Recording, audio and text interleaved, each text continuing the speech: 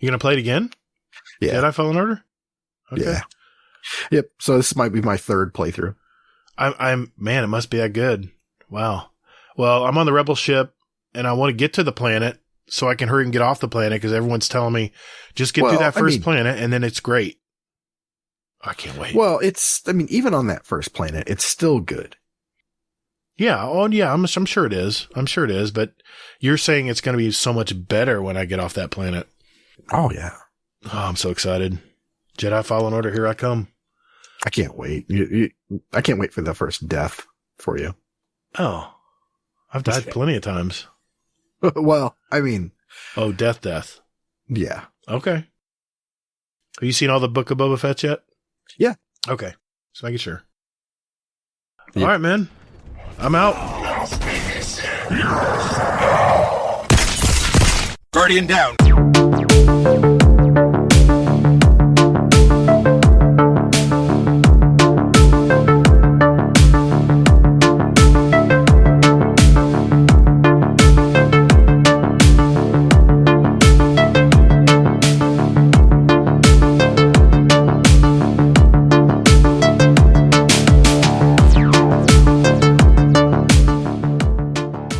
What's up, everybody? We appreciate you hanging out with us today. Welcome to episode 132 of Guardian Downcast. We're a couple dads that love all things in the Destiny universe, and we talk about it. We also interview content creators and community members to find out more about them. We're the show that asks, are you prepped and ready for Witch Queen yet? I'm your host, The Gator, and my co-host Hazel is here as well. Hey, man, how's life treating you this week? Oh, man. It's been a crazy week. I don't even know. What's been going on. It's like a blur this week. So, the only thing I do know is that my wife's starting to feel better.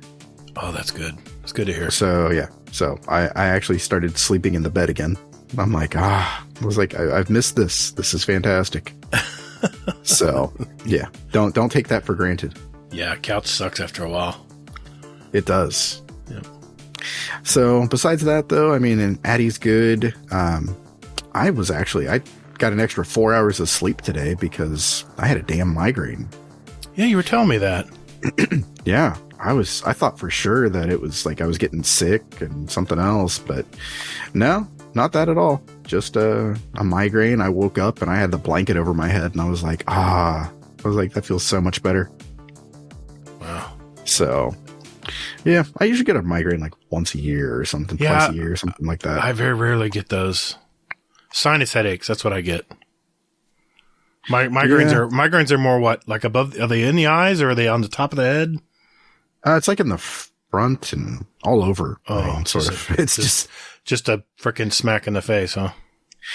Yeah, exactly. Nowhere near as fun as it sounds. I bet. So, Yep.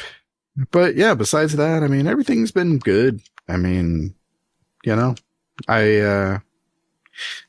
knocked out the new Grandmaster, but we'll talk about that. So, okay. Yeah. Very what about you, man? How's your week? Yeah, it's been, damn it, Fudd.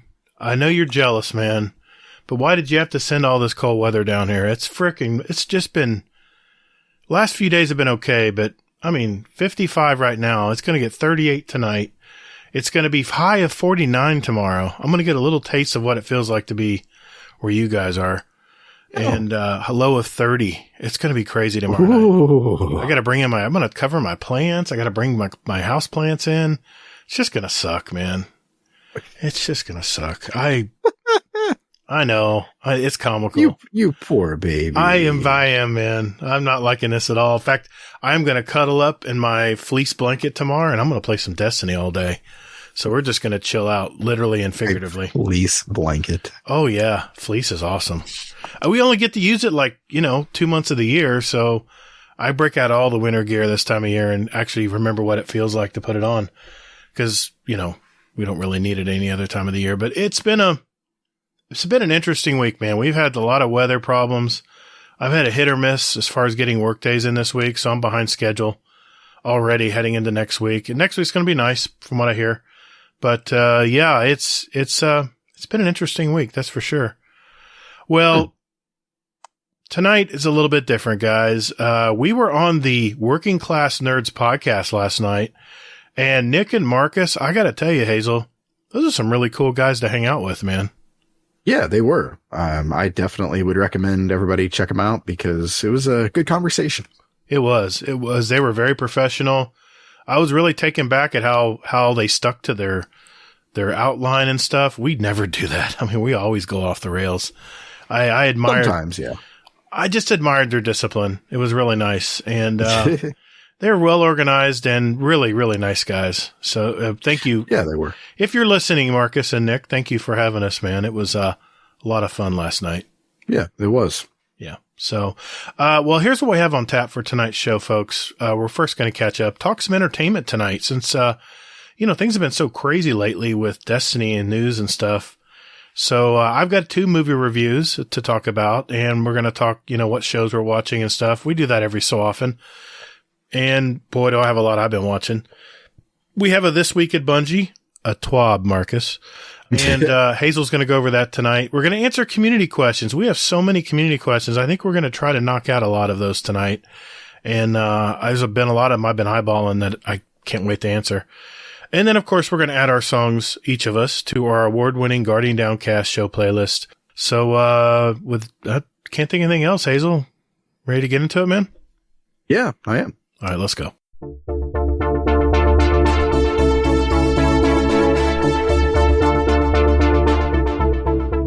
Hey, thanks for listening to Guardian Downcast. You can find us on Twitter at Guardian_D_cast. Or, you can find us on Instagram at Guardian_Down_cast and see what picks our weekly guests want to share with you.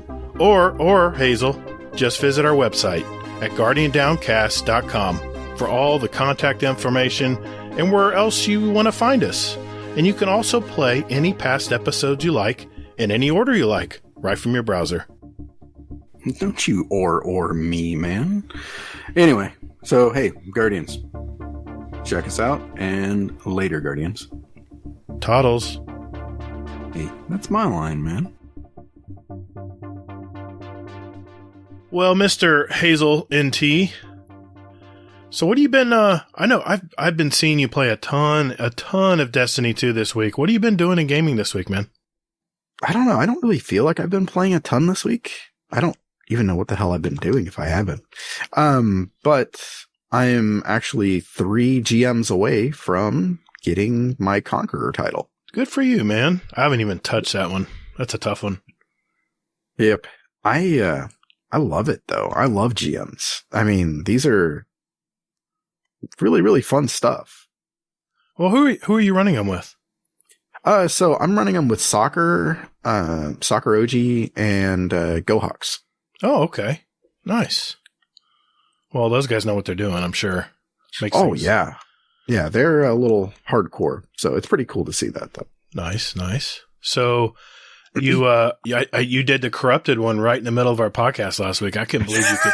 We were talking about that in the Discord. How on earth are you playing a GM Nightfall while podcasting? I just don't know how you did it. I can only do one thing at a time. It's really hard for me to multitask too much. But when I'm gaming, I'm focused. I'm all in on gaming. It's just hard for me to do anything really other than game when I turn it on. So, but I guess you have that skill, man, where you can multitask. I can't do it. Yeah, it's kind of crazy because I actually feel like I did better without like communicating with them than I did before when we were communicating. Really? So, well, I don't know. I know sometimes during the day I'll be one of my rituals is I'll watch YouTube videos and see what, get caught up on the Destiny verse and see what everyone's talking about. And while I'm watching that in my earbuds, I will have 0 volume on the game and I'll play Crucible. I'll do all kinds of other stuff and it doesn't seem to affect me other than if someone lights up a golden gun. I never see it coming because I can't hear them light it up. But other than that, I actually hold my own in Crucible with no volume, just the visual. So now nice. I know how some of the sight impaired people play, and not that I could ever be in their shoes, but sight impaired, or you mean hearing impaired? I meant hearing impaired. What the hell am I talking about? I don't know what I'm talking about. It's been a long day. Yes, the hearing impaired. My bad. You know, how they cope and play, you know, how they play Destiny. So it's wonderful. All kinds of different people play this game. So just the GMs. I know we had our scrims Monday night. Man, we had so many people in scrims. That was fun, dude. That was. We had 15 people. We had 5 groups of 3. And then Austin Darksaber joined up. So we had 16 people. That's so right. that way it was 2v2. While one group basically sat out, it was 2v2. And then, so yeah, I mean, it was constant, like just playing and everything else. It was fun. I love seeing all these people jump in our Discord and say, "Hey, I heard you guys are doing scrims. I'm in on that." You know, it's pretty cool, man. You started a good thing here. I'm really happy about it. So, yeah, I'm pretty happy about it too. And then also, the other thing I did was, I helped, well, actually I did 2 other things. Yeah, damn, man, I was on a lot, wasn't I? So, Chiquita Bonita, I helped her, do her first dungeon ever. That's cool. So I helped her, it was myself and, All Thumbs. We helped her do, Grasp of Avarice, and I mean, she held her own really, really well. Good. I was like, damn. You know, this is what I love. I love seeing new members of our community jump in and say, "Hey, I need help with this. Can someone help me with it?" You know what I love more? I love that our community jumps right into action. Oh, yeah. And I think you had All Thumbs, right? It helped you out on it. I was a reserve. That's why. Yeah. If someone bailed, I was there ready to help. But Ron was all about it. I mean, he was. It was kind of heartbreaking to a degree because she watched a video beforehand, so we couldn't laugh at her. And anybody who does it for the first time, they always die a lot and everything else. You couldn't get her in the traps. The video. She got like on one trap and that was it. And I was like, oh, damn. So it's half entertainment, right? It was. We had a good laugh for a second. And then she like went in and jumped over the one spot. I was like, son of a bitch. I was like, oh, well, it's okay. She looks back at you two looking at her like, what? Nothing. Yeah, it's a good thing there's not like a give you the finger either. So not yet. God, they have emotes for everything else, don't they? Yeah, pretty much. Oh, I got I got that. Yeah. I got a couple new emotes in the store this weekend. I gotta look them up, but man, they got some really good emotes out right now. Really cool. Nice. So, yeah. And then, besides that, I did, a raid. It was a clan night raid with, myself. Oh my God. It was, I want to say Grackle, Flip. You had a full boat, man. Yeah, we did. Well, we had 5 people, and then, Kingsley, joined up as our 6th. Yeah, he's good people. So yeah, he's good people. He'll help out wherever he can. He doesn't care who it is. Oh, yeah. He just jumps in and helps. Yeah, exactly. Yeah, I'm looking it up now to see who it was, but it was, I'm trying to remember, because we did VOG trying to get, Magi. Oh, nice. Mile High Magi. Yeah, he was one of them. And he got his Vex the very first run and his Catalyst, and he's still in there playing. Good for you, Magi. Good for you, buddy. Yep, exactly. So I'm pretty sure he'd like to try something else, but he understands that there's still people that need it, and he's all about it. And it was really, really cool because I know that who else was it? Because I know that Grackle was actually doing like some call outs, which is new for him. That is. Mile High was running Relic or attempting to. What? Yeah. He's only run it like what, 3 times? 4 times? Yeah, maybe? he was trying to like do different stuff. I mean, Flip's like first time kind of in there, second time maybe. So he's still kind of new about it. But, yeah, it was really fun. I mean, everybody was doing a bunch of different stuff, trying to like learn different roles. So I love seeing all this happen, man, before our eyes. Oh, yeah. Everyone is coming into their own. We're probably going to have a bunch of, we're probably going to have to make a new role in our Discord soon. We'll have our raid Sherpas or our Sherpa teams. I see some of these bigger Discords. They have these Sherpa teams that people can tap right into and set games up and stuff. It's so cool, man. I'm so excited about 2022. I really am. Yeah, Everyone's just exactly. kicking ass.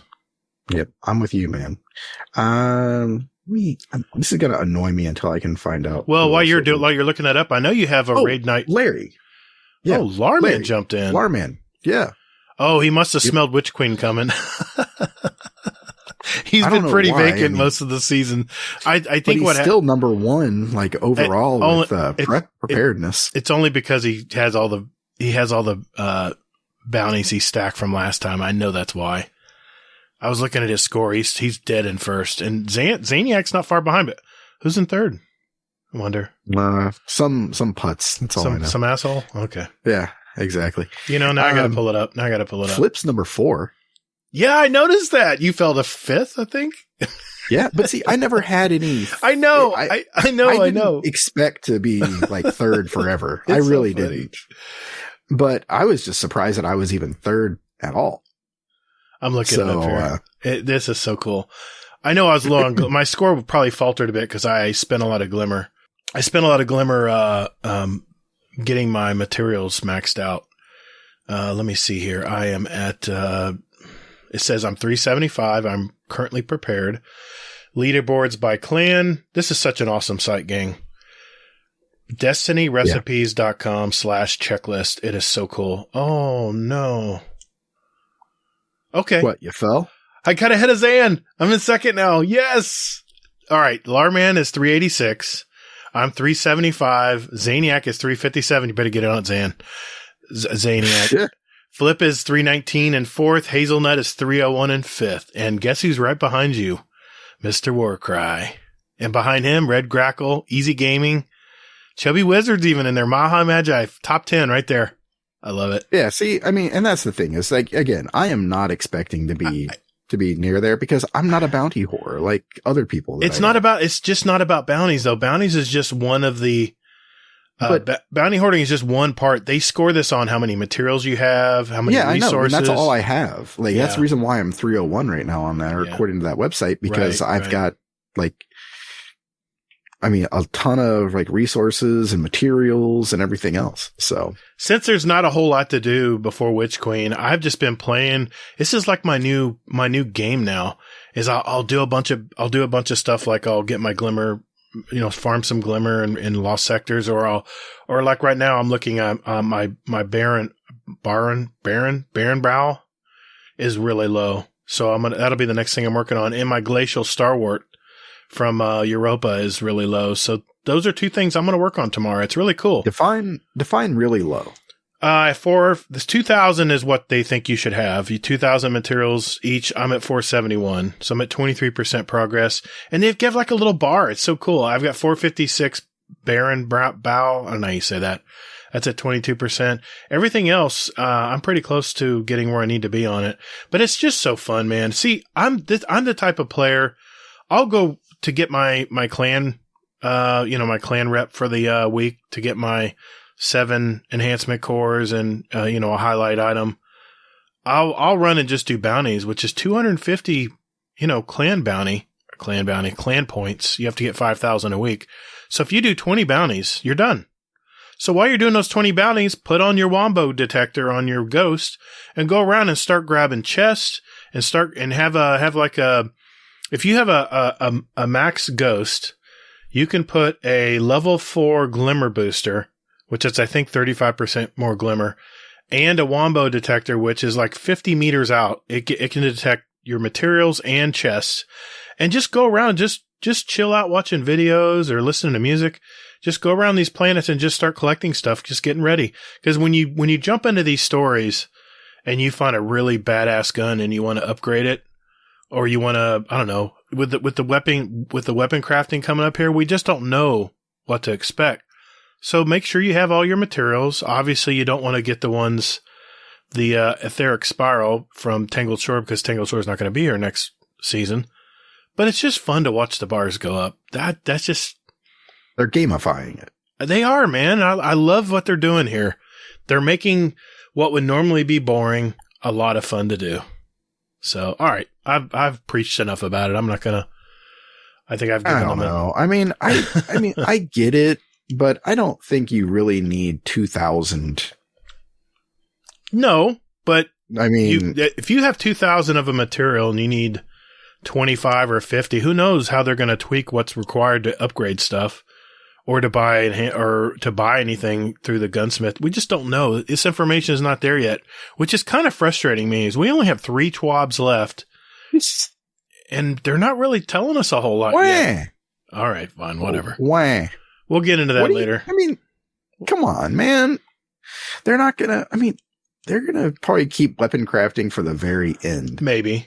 No, they got to talk about the new Gambit too. So that's wow. That was not people that play Gambit. Yeah. Spoiler alert, that was not in this week's TWAB, but they did hint toward next week or maybe sometime soon. But no, that's what I've been doing, man. Anytime I jump on, I do scrims on Monday nights, and I think I'm registered to do the raid. We have a clan raid night on Monday night instead of scrims, right? I've signed up for that. It alternates. So there is no such thing as Monday night scrims. It's just Monday and Wednesday we do something with the clan or with the exactly. Good point. Exactly. Good point. Okay. Anything else? Destiny wise, what we're playing? Anything? Trying to think what else. That's what I've been doing. That's my MO this whole week. Yeah, I think that's pretty much been it for me. Is just doing a bunch of clan stuff, like helping everybody and their mom with doing stuff. So you have been helping people, man. I've been keeping an eye on you. I've been watching.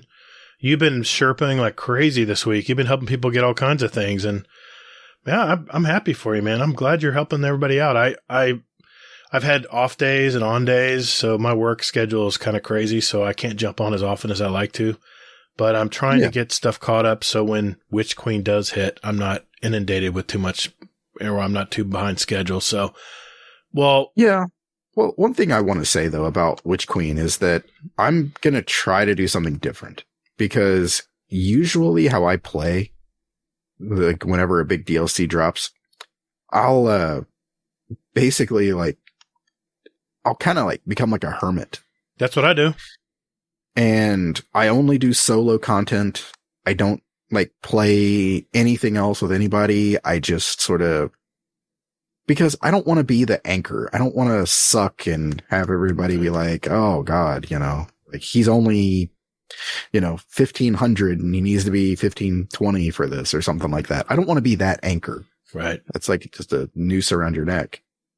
So you're saying that's what you're going to do, or that's what you've always done? No, I'm not going to do that this year. This season. So, life's too short. So, well, the way I see it, the very first run through the campaign, we've heard all kinds of stuff about this campaign, how it may be really long this time around, the story mode.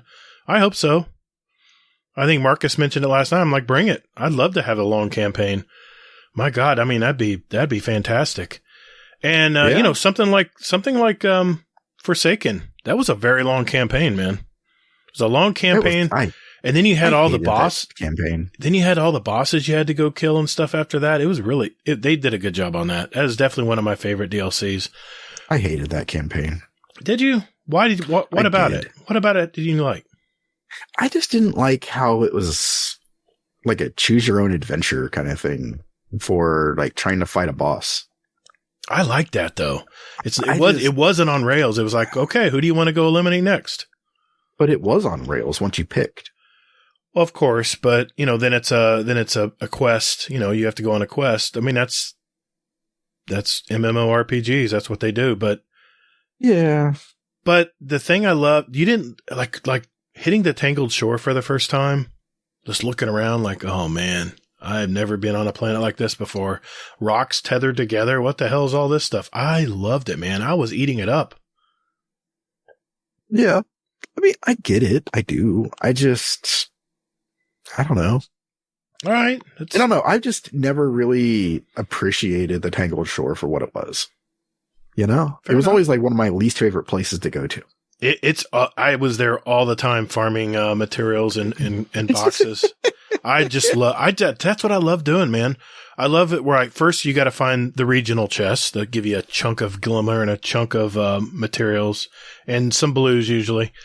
Those are fun to find, and that's a quick way to level up too. Absolutely, it's a lot of XP. So when you first get that, when you're trying to get to 1550 when it drops, that's one thing you can definitely do is hit those regional chests. Absolutely, because I know that there's some people out there who've never even like got one. Probably So never regional know. chests. Yeah. Yeah. Go ahead. Those are the gold chests that you find out there in the wild, just like randomly, like not random at all, but, like if you go into a cave and you see a gold chest, that's, a quick way to get you to level up to like, the soft cap.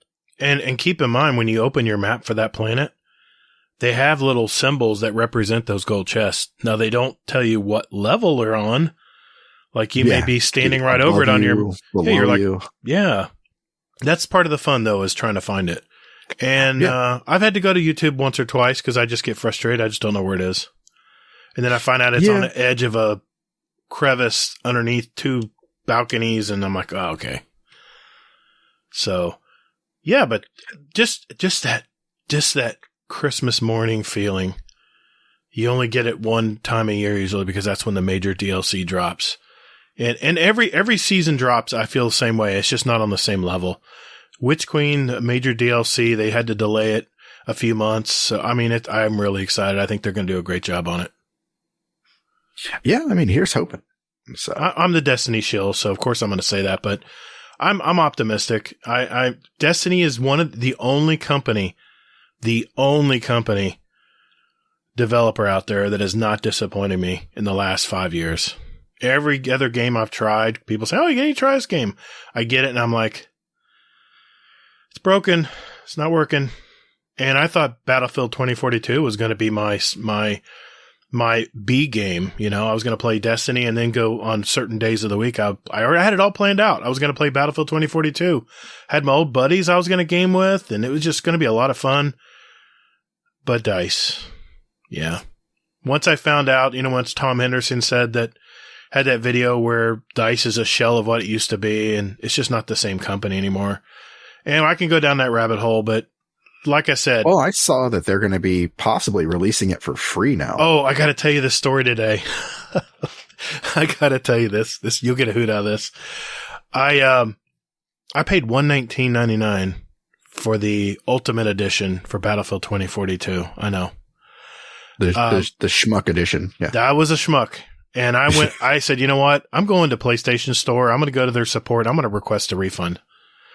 And I go in there, I register my name and acknowledge I'm the person who paid for it and stuff. And I said, "Oh, you're entitled to a refund." I'm like, awesome. They already know what I'm going to ask. And I said, okay, let's start the procedure. Let's go. I want a refund. I get a live person in a chat, and he says, "Hey, how you doing?" Verification crap. And he says, "What can I do for you?" I says, "I want a refund on Battlefield 2042. And it didn't take not even a 10 count. "I'm sorry, sir. It's been over 14 days. We cannot give you a refund." Yeah. And I'm like, I said, this game is totally broken. I said, there's no exceptions here. I said, this game is a joke. "I'm sorry, sir. It's been over 14 days. Is there anything else I can help you with?" I'm like, "Well, I will never pre-order a game ever, ever, ever. So thanks for that." And the response, "Well, that's great, sir. I hope you have a great day. Take care." I wanted to just say, F you. It's not Sony's fault. I'm not blaming PlayStation. I ordered the game. I pre-ordered this game, dude, back in September. Oh, I feel like a schmuck. So, well, I know that, H said that it's actually coming around and that it's, that they're working on it and making it somewhat better and that kind of thing. I watched a video today at the peak on Steam. There were 80,000 concurrent players playing that game. They looked yesterday, 4,900. I heard True Vanguard say, "I love this game, but I waited 20 minutes in the queue and I couldn't find anybody to game with, so I just quit." So yeah, I heard that's... Yeah. So... it's very hard to find. It's too bad. But let that be a warning. Complete your game. Give us a complete finished game. This is ridiculous. I feel like such a schmuck. I should have listened to 30 and Still Gaming and Sergeant McCluskey. I should have listened to him. Yeah, you told me too. You're like, dude, what are you doing? I'm like, dude. Everybody. I said, dude, they've been working on it 3 years. That's the magic number. And they have 4 studios working on this game. It's going to be a hit. Boy, I See, feel like that a should have been a fool. warning, actually. I feel like a fool. But anyway, I mean, yeah. But hey, man, I mean, you got to be hopeful for something. So Well, exactly. I'm the ever optimist. And these are the 2 games other than Call of Duty that I've always played. And like I said, Bungie has not faltered as far as giving me what they promised. And they're probably the only company I'll pre-order a game from now on. I don't care if you're showing blue unicorns coming out of someone's ass. I don't give a shit. I'm not pre-ordering that game until I see a streamer like Skill Up or somebody do an official review of the game. That's the reason I bought Returnal, because he did an 1.5-hour review of this game with live gameplay. And I watched it and I said, man, this is just like games of old. This is like what my son plays. He plays those roguelikes. And Yep. it's like a computer generated boss. Every room you hit is a totally different boss. It's a totally different experience. The problem is, if you die, you go all the way to the beginning. It's pretty brutal. So. Oh yeah, but I mean, that's what comes with the territory. Oh, one more thing before we move on. I played my free copy from EA on PC last night. I played Star Wars Jedi Fallen Order. And Marcus, how painful that was to watch, actually. Marcus, thank you, sir. That was I haven't played a jumping game in a long time. It's been a long time since I played. Yeah, I might have tripped over a few ropes a few times. I was pretty frustrated. And I eventually, but you know what? You know what's fun though? Is I just figured it out. I didn't stop. I didn't get frustrated. I just kept looking around. And it was, man, it's been a long time since I played a game like that. So it was embarrassing at first, but then I was like, F it. If no one cares about watching this old guy play this game, it'll at least be a historical timestamp in my YouTube channel, you know? But, I'm going to keep releasing probably an hour of gameplay at a time if people want to follow along to the story, if they've never played the game. And I may turn my mic on like for the oh shit moments. I might say something, but pretty much just going to play it and, have fun with it. But oh my God, man. They put good work into that game. I mean, the effects, the game's is beautiful painful to hear, but God, the effects were gorgeous. That train encounter, dude, the final boss. Don't even know, man. I know. See, I already told myself I'm playing for an hour after the show tonight. I'm playing. I'm in because I don't have to worry about Destiny. Yeah, but this is the perfect time to play this game. So. Okay, I'll quit blabbing on about games. Anything else I might kind of ask you already. So let's move on to, before we move on to the TWAB here, let's talk about entertainment. Cause man almighty, has there been a shit ton of entertainment out? I mean, just to start, was it Pennyworth? I think it's called. It's the origin, it's the origin story of, Batman's butler, Alfred Pennyworth. That's it. And I watched like half of the first pilot before we got on the show tonight. And I was like, this is going to be a really good show. And the pilot, by the way, is like an hour and a half long. So, oh shit. And this is HBO. No commercials, no filler, no crap. Well, no, that was on Stars, I believe. But yeah. What? Pennyworth? Yeah. No, it's on HBO. I just watched it. Well, it's on HBO Max, but it's also through Stars. Oh. It was on Stars originally. I didn't know that. Okay. It's on HBO Max. That's what I watched it on. So yeah. I'm liking it so far. Anything pop up that you've been watching? Oh, hell, man. Mm-hmm. Okay. I feel like this is a safe space and I can say what I've been watching. So no. Why do I know what's coming? Okay, go ahead. So while my wife was sick, she was watching Emily in Paris. Okay. And come to find out, so every time I came downstairs or something like that when I was working, she was watching this. Mm-hmm. And it's one of those things where you're somebody's watching it, so you watch it instinctively because it's on. Right. And I'll be damned if I didn't get fucking hooked. So then I started watching it. I'm like, oh, okay. So yeah, so here I was at work and I'm playing this and listening to it and everything. And I'm like, all right. Not bad, huh? So I watched basically the first and second season of it. That's all there is at the moment. Okay. So I watched that, and Sharp Valor and we were talking about it. So I've got an Emily in Paris buddy. I appreciate that. Sharp, you're watching this show? Hey. All right, safe space.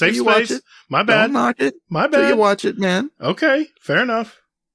So, but yeah, so I've been watching that. I watched Archive 81. Oh, dude, see, I want to watch that, but now you scared me. You need to watch this. You scared me. Stop. Why? You scared me. You said it was messing with your head. You know I don't like that paranormal bullshit. Oh, dude, you just need to watch it, man. Is it paranormal?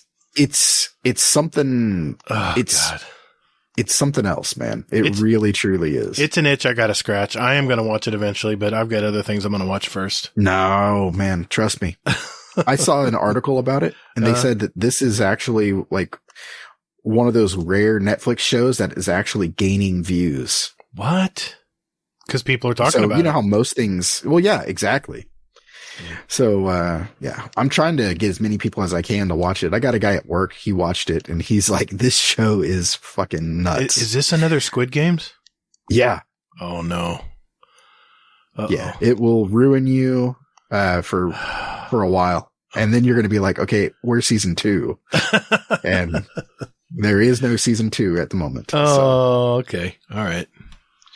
So yeah. Wow. So, yeah, I watched that. Peacemaker is still awesome. Oh, I just watched episode 6 last night, I think it is. Yep. I've lost count. And I got caught up today on not Mando, but yes, whatever his name is, Boba Fett. Yes, Book of Boba Fett. Your favorite show. Oh my God. I love this show. That show. says a lot about you. Dude, I'm just a Star Wars geek at heart. I really am. See, and that's the thing is that, I mean, I get that Boba Fett was, supposed to be like this cool, badass guy and everything like that. Yeah. But he's old and frail now. I know. Yeah, exactly. I'm like, I get it. I get it. But you know what though? Okay. It's nostalgia bait. It is That's nostalgia. What I'm getting. But here's the thing. It's nostalgia for somebody who nobody knew anything about. He just looked cool back in the 80s. See, Favreau's my age. And Favreau went to the movies when I did and saw Star Wars, and I guarantee you he's living it out through these shows. And I love it. I'm going to get roasted about my view on this. You probably are. Other than episode 3, just kind of breeze through episode 3, but 2, 4, 5, holy shit. This show is so good. And the thing I love about, what Disney's doing is they're doing what Destiny needs to do. If Destiny had a breakout separate DLC, like the origin of Zavala, or the origin of Cade, or the origin of Ikora, I would be fascinated to know how Ikora became known as a badass. And they need to go back and reenact the early wars that they had with the Fallen and all of the, as humans, and how the races bound together, and the Lords, the Iron Lords, and all the lore. It's never going to happen. I want it to happen. They have Hazel. They have another decade of content if they want to use it. They really do. They would hook each and every one of us. I swear. Yeah. How did I get down there? Sure. Sorry, I got off the rails there. No, I get it, but the only way they're going to do that is if they scrap everything in Destiny 2. Well, they have to finish the saga first, right? It's Lightfall will be the last one there. And then I'm just curious what they're going to do after that. No, the final shape is the last one. Oh, that's the extra one, isn't it? Oh, that's right. So we got 2 more years after this. Okay. Well, it sounds like the final shape is actually going to be like an additional season or something. Yeah. It sounds like it's going to, just from what they've said. Now, of course, anything can change. We're talking through 2023, 2024, right? So I'm so excited what Destiny has to roll out. I really am. Bungie's, I'm sure they're busy as hell right now, just churning and burning. But God, I just love this game so much. It's just it's unlike anything I've ever played. And yes, I know lately my game library has not been touched much. That's because of Destiny. It won't let go of me. But like I said, we're in downtime right now, so I am going to start. I am going to finish the story. before Witch Queen. That's my goal of Jedi Fallen Order, because everyone has just told me this is such a great game. And being that I'm a Star Wars nerd, now don't get me wrong, I did not read the novels, I did not read the comics, the Bad Batch, all that stuff. I never read that stuff. I was crazy about the movies, and I just waited for the movies to come out, and I had all the action figures and all that stuff as a kid, and I'm just an old Star Wars geek that didn't drill down quite into the other things. But I tell you what, some of these characters are getting me into that where I have been drilling down, like the Black Curzanton. Is that how you say it? Curzanton? Mm-hmm. I love that dude, man. He's a badass. It's a Wookiee with dregs. I mean, dude, this guy's badass. Dregs. You mean dreads? Dreads. When I say dregs? Yeah. Not a drag. Dregs. Not a drag. Not those little fallen creatures. No. With dreadlocks. It's so cool, man. It's just, and his eyes are haunting, man. They look over at the side of you, and I'm like, I'm going to die. It's the one character that actually instilled a little bit of fear when I watched him. So I'm curious to see what happens. And did you see the latest episode yet? Yeah, 5? I did. Yeah. You saw, I don't want to spoil anything because I know there's guys out there. Right, of course. Yeah. But I watched it and it was fine. I mean, I liked it. It wasn't, it's not Mandalorian groundbreaking thing that it's not as good as Mandalorian. You don't think? I don't think it's as good as anything the Mandalorian's put out. I think it's on the same level as Mandalorian. It's just a different story. Other than episode 3, which was laughable, but people have different opinions on the scooter race or chase or whatever. No, I think everybody has the same opinion. I don't know. Mercules was a little up in arms this week when he talked about it. I've been listening to his podcast on Star Wars, and I know he's your favorite person, but he he had a different take on the scooter chase. So wow, I almost want to listen to hear that, but I don't care that much. I know you don't. I just had to mention it. It's a good podcast though. I love, they really know their stuff. They got all the information. And the thing I love about a podcast is not only is it entertaining, but when they know their shit, they're not bullshitting about anything. They know their content. And those guys, those two guys do. So, what else we watching, man? What else has come across the, I know it's been a while since we've talked about entertainment. So, I know I have a couple movie reviews I wanted to talk about just briefly. What about you on more TV shows? Did you ever finish the other HBO DC comic show with the robot guy? Ah, jeez, Doom or shit, Dune Patrol. Dune Patrol, yeah, Dune Patrol. Did you ever finish the season on that? Oh hell yeah! What do you think it's worth seeing? That was a long time ago. Is it pretty decent? Yeah, I'm debating whether to finish. I know, but I'm debating whether to watch it and finish it because the first 2 episodes didn't really grab me much. Oh, but I mean, the characters are what what makes it. You know? Yeah, it is. But the story seems to be going off the rails, and that's always a bad sign. Oh well, I mean, it definitely goes off the rails. Mm-hmm. I mean, I do think this is probably one of the weakest of the 3 seasons. I agree, but it's still pretty good. I'll finish watching it just for good measure. Yeah. But I just was here just to see, and I'm like, don't know what the hell I watched. So I know I'm trying to remember just offhand off the top of my head what I've been watching. I have my shows. 1884. Are you watching that? It's from the makers of Yellowstone. We haven't watched Yellowstone. It's on Paramount Plus, and it's very good. Very, very good. Oh my God. It's very gritty. And it's, this is shows I like. You want the world to burn, right? You don't want these shows that coddle you too much. This show does not coddle you. It's very realistic. See, I like shows where people can die. Yes, there's people dying in this. Like a main character, one of my favorite shows one where, they don't hesitate to kill a main character off. I mean, a named character, a movie star by standards, they don't mind killing off main characters. And it's like, damn, I know, right? That's a strong move. Because most of them are too afraid to do that. They take their main character out. What's the show about now? Well, that's the thing. I mean, it's about the supporting cast at that point, and then the supporting cast can die too. So it's all right. So what anime you been watching? Actually, you know what?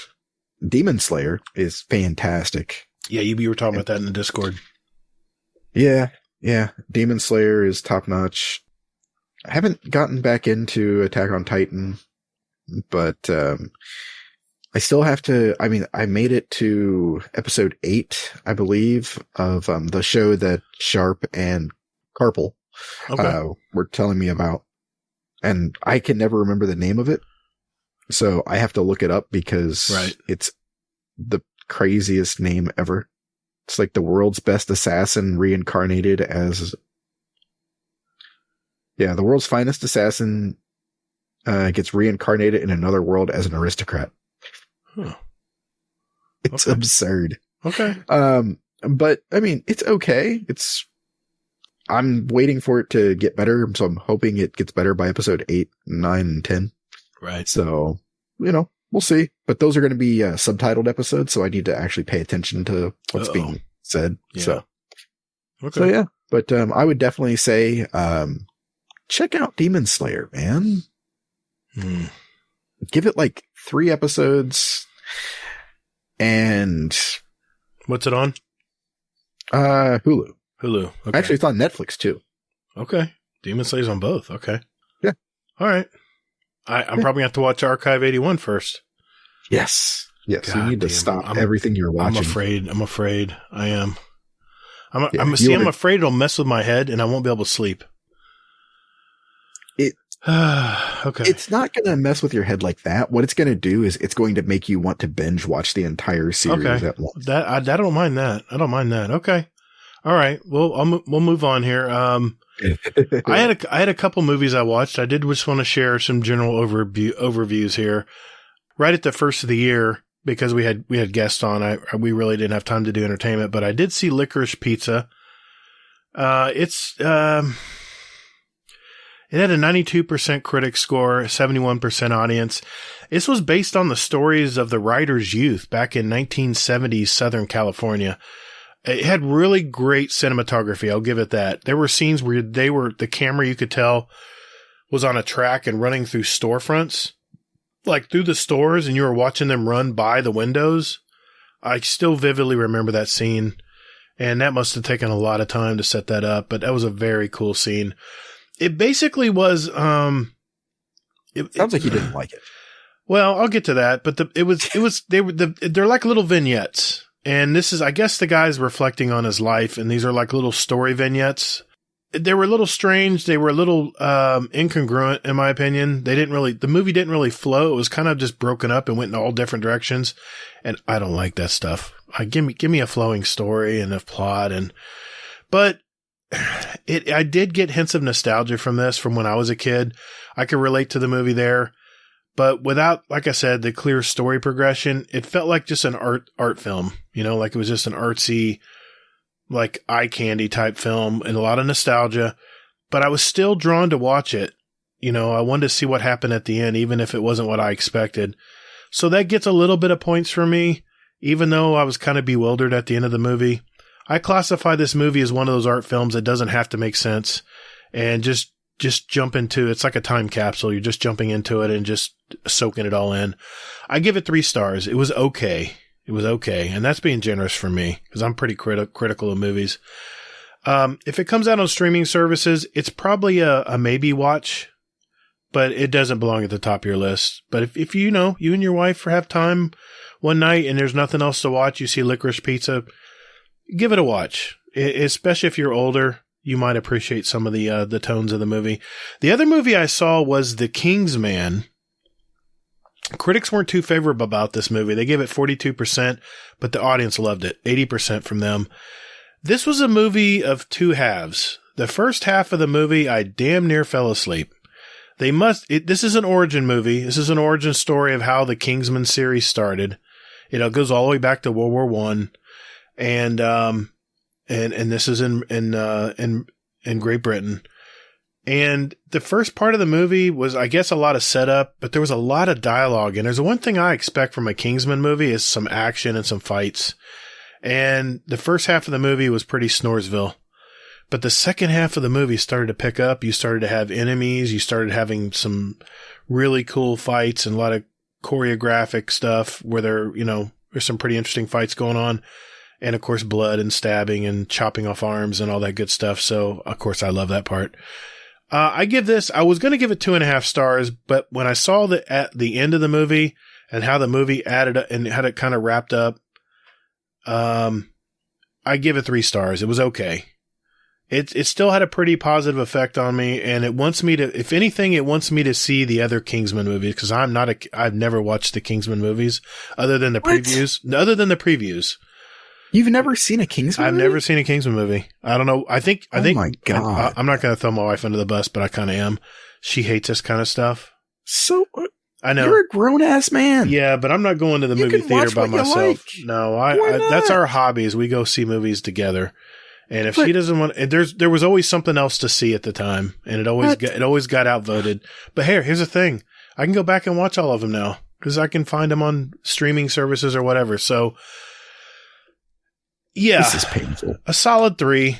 It was definitely more entertaining than Licorice Pizza, but for different reasons. It was more of an action film eventually. So 2 okay movies. Just want to let you know. I am watching some movies coming up here. February 11th, Marry Me. It's kind of a romantic movie. Jennifer Lopez is in it. You picked that one, didn't you? I did. I'm a softie. I'll admit. I'm a softie when it comes to romantic movies. That's just me. I like romantic movies as long as they're not too sappy. But February 4th, before that, Jackass Forever. And my wife's going to this. I don't care if she doesn't want to. She's going to it. February 18th, The Dog. It's about a soldier who's bringing a dog of a fellow soldier. He's bringing the dog to his funeral, and the dog, of course, creates havoc. February 11th, Death on the Nile. That's the classic movie. Lots of good stars in this. So I'll be watching that. Cyrano. I did not see because it was not available at my theater. It must have been in New York and LA, but if you see Cyrano, you might want to check that out. Moonfall comes out next week on HBO and at the theaters. And where do you think I'm going to watch it? Probably in a theater. Nope. My wife refuses to see it, so I'm going to be watching it on HBO. I had no choice. And of course, May 27th, the one I'm really looking forward to is Top Gun Maverick. So, oh, wow. They're finally coming out with that. I don't think it's been delayed. So Uncharted, the video game movie, February 18th. There's another one called The Northman. There's another one called The Northman. It's about the Norse people, about the Norse culture. No date on that yet, but that is coming out sometime this summer.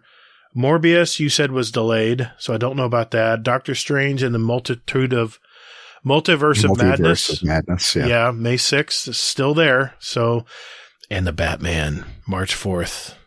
Can't wait to see that. And of course, the Fantastic Beasts, The Secrets of Dumbledore, April 15th. So it'll be right there in the middle. So yeah, so get some good movies coming up. As long as stupid. I don't know. I wouldn't say good. That's a good lineup. It's a good lineup. No, of movies. It's not. It's not bad, but it's not. You're just nostalgia. You're just like, you know what? I miss going to the movies, and I'm willing to watch any type of shit they put out. Well, hey, at least I'm not dropping $120 on it. So, no, you can't pre-order a movie, can you? I can't pre-order it. No, can't pre-order it. Gotcha. Not unless you have, the Stubbs A list, which if you need to know more information about, AMC.com, guys. Check it out. Yeah, I think I heard about that on the Guardian Hub. They were talking about that. Were they talking about that tonight when they were recording? Yeah, they were. Nice. Yeah, they were needing a brochure. So I'll make sure I get some sent over there. I'll have to check and see how many I got. I'm running low. I might have to get some more from AMC. I'm actually following their stock too. It's been pretty steady. Anything else, Hazel, before we move on? Anything show-wise? Am I missing something? I'm sure there's some shows I'm missing. Oh, yeah, I'm sure there's those are the ones at the top of my head I'm thinking of right now that have really, gosh, man, I'm just trying to, I have like a ritual of stuff I watch. Football, man, I got to tell you, playoffs have been those awesome. Games. Playoffs have been, this is the best football I've seen in a long time. Yeah. Even the Bucks is so good that my wife is actually watching more football than she's ever watched in her entire life this past weekend. And I watch Inside the NFL on Paramount Plus, and man, those guys really break it down. I love watching the NFL films when everybody's mic'd up. It's pretty cool. You're like right there in the sidelines. It's pretty neat. Oh, I've watched that show for so many years when it was on Showtime, and before that it was on HBO. It's been bouncing all over the place, but it's on Paramount Plus now. And you can go on YouTube and find it. I'll leave it at that. If you need to find the shows, there is a channel out there that does broadcast it, and I don't think they're sponsored. All right, Hazel, it's time, man. So that means it's this week at Bungie.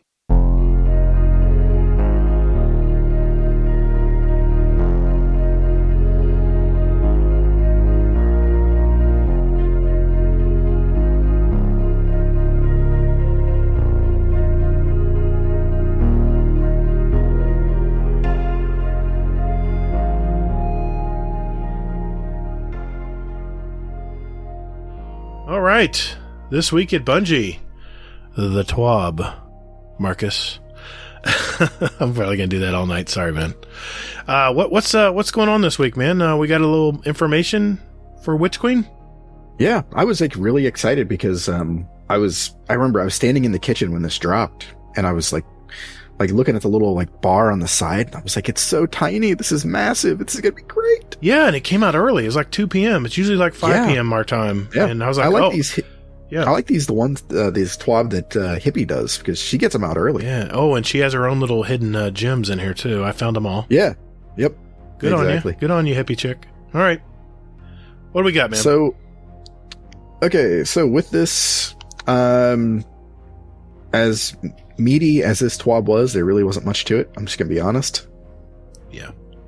So, ritual reputation, they're changing how basically sort of strikes. Well, not strikes, but it's going to be called Vanguard Operations in next season. So starting in Witch Queen. Not going to be called Strike Playlist anymore. It's just going to be called Vanguard Ops. Yes, exactly. And it's going to include battlegrounds, and that's 4 new battlegrounds. Oh, I didn't know that. I was like, holy shit.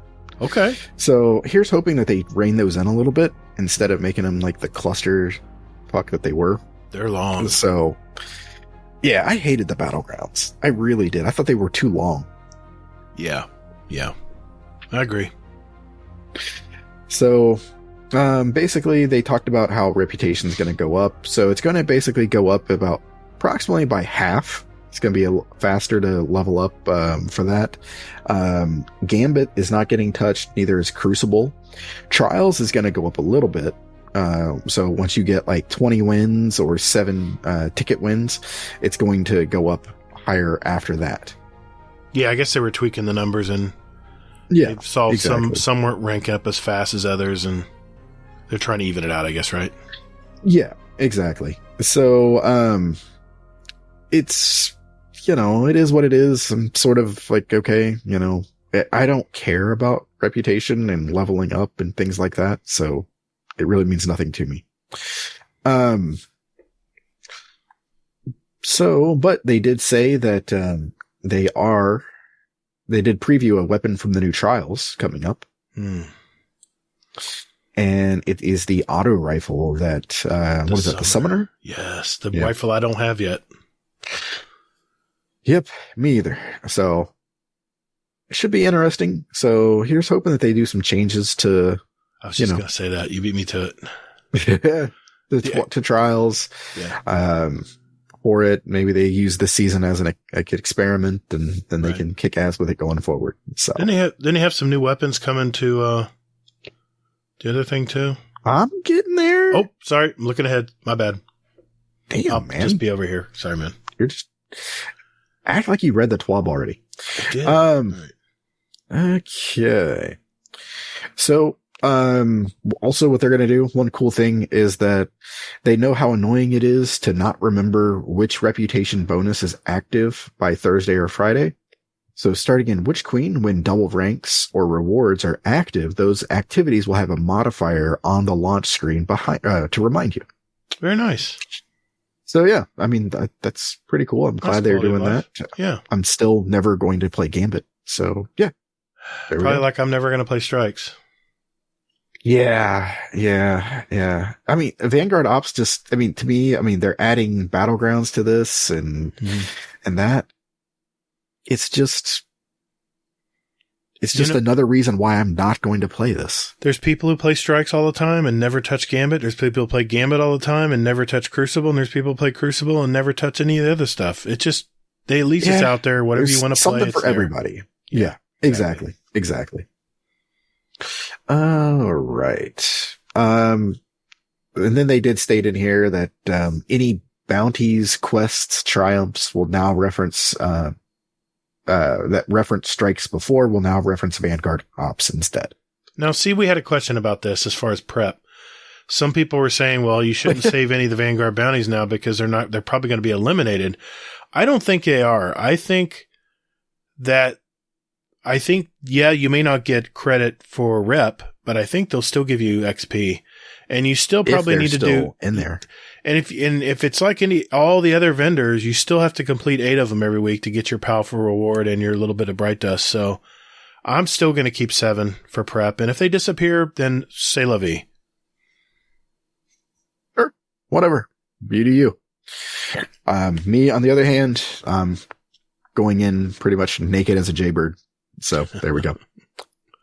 All right. Nightfall Strike Loot is getting 2 new weapons, at least. Yeah. I don't remember what the hell these were called. Silicone Neuroma, I believe, is wait a minute. Sniper rifle? Yeah. I'm like, I can look at my collections and see that. And then the other one is the auto rifle that was the duty bound. Now, is that a 600? You remember if it's a 600? Does yes, it say? It's a 600. See, here's what I'm thinking, Hazel. 2 600 auto rifles they're bringing in. I'm wondering if they're going to buff 600 auto rifles. 600s. Why would they bring these weapons in if they're going to be garbage? Because I was listening to Massive Breakdown today, and they were talking about how these were like terrible stats on all these weapons. They're not the greatest. I do have a silicone. I have both of these, and I like the sight on the silicone Neuroma. I think it's called silicon. Yeah, silicon. Yeah. Silicon. Yeah, and it had a nice clear sighter. It actually reminded me of the exotic sniper rifle from Destiny 1, the Icebreaker. It had the same kind of sight. Nice, big, clean sight. And I had some luck with it, in unranked stuff, because it's sunset, but now it's not. So, they're going to add more perks. The perk trees are going to get enormous on these guns. They will. But for sure. I'm just wondering, the 2 600, is that ironic?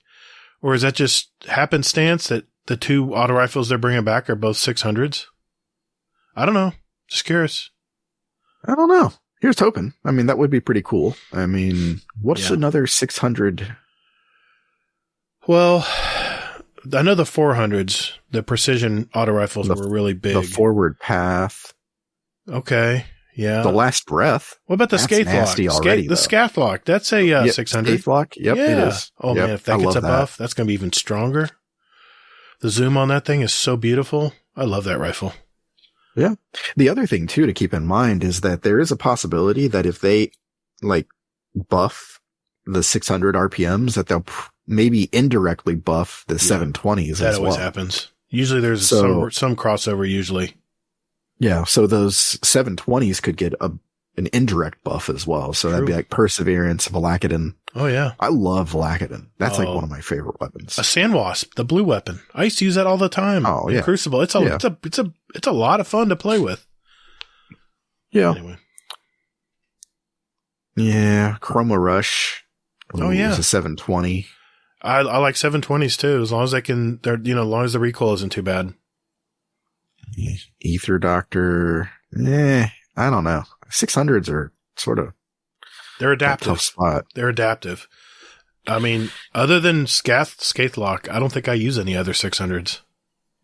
Yeah. I use the Last Breath. I like that. Yeah, okay, yeah. It's the Last Breath is not the most accurate. The recoil is a little crazy. It hasn't the recoil direction, I think, suffers a little bit on that rifle, but yeah, it's not bad. It has a nice sight on it too. The old Trials weapon. Yeah. You get it from the dungeon. One of the older dungeons. Yeah. They've got some cool stuff. Oh, Uh-oh. You know what else is one? What? Your Galliard 42. Oh, bring it back. Bring it back. Mine, unfortunately, is I didn't dismantle it. I'm not dismantling that weapon. I have 2 of them. Those and some of my pulse rifles, I'm just not going to dismantle them. I can't do it. Yeah. Anyway. Unless Bungie brings on that drop-down menu I'm talking about in Collections tab, then everybody will be fine. It's not going to happen. But the Gnawing Hunger is actually a 600 too. So Gnawing Hunger is definitely a good one. Gnawing Hunger. I'm trying to remember where that's from. Gnawing Hunger. Was it? Why do I not remember that one? How do you not remember the Gnawing Hunger? Where's it's it the from? Void auto rifle. It was from Arrival. Yeah. Oh yeah, I love that. Right, I got a ton of those. I got at least 4 of those with all kinds of different roles, including the grenade perk demolitionist. Yeah. Those are great rifles. I got a ton. I got thousands of kills on those rifles. Yeah, good point. Yep. Okay. So, I mean, yeah, it's an interesting concept though to think about there. But, so it's, we'll have to see what they do. But, besides that, here we go. Okay. So they give us a little hint here about the buffs that they're doing, and they're going to be themed for the Glaive and Void because of Void 3.0. Right. So just be on the lookout for that. And just checking here to see what else we have. Here we go. Okay. In case you can't tell, ladies and gerbs, it's a very light twat. And so, despite being massive. So, Lost Sectors. So with this, basically now they put them together. So the Legend and the Master will be in the same location. I like this. Makes it easy. I do, because I hated having to search for the Master, find out where the Master one is. It's nice to just have a tab there and just select which one you want. It was nice to have 2 different loot sources, though. True. And they were totally different, too. One would be on Europa, one would be on, like, EDZ. Yeah, exactly. I mean, it's like... Yeah, but just for convenience, it's nice. Just tell us what the Lost Sector is today. And just hold my hand and give me loot. That's all I hear. Give me the loot. Okay. Crucible. Basically, they went in here and they talked about why they reduced the spawn timer to what it was originally. Basically, it didn't provide any, lasting change. It just didn't move the needle much. It helped a little bit, but not enough. Yeah, exactly. And I guess they're making changes that we don't know about yet, so that's probably going to solve the problem. Of course they nerfed all the abilities and supers, so that probably fixed itself a little bit. Yeah, probably between the 2 things. Well, I mean, but you can't tell because, I mean, they went through and they did a big change. So that's... Yeah, that ability sandbox change was killer. Yeah. Yeah. Close to a gun game. All right. And then besides that, they talked about HDR changes. I like this. I know it's very technical.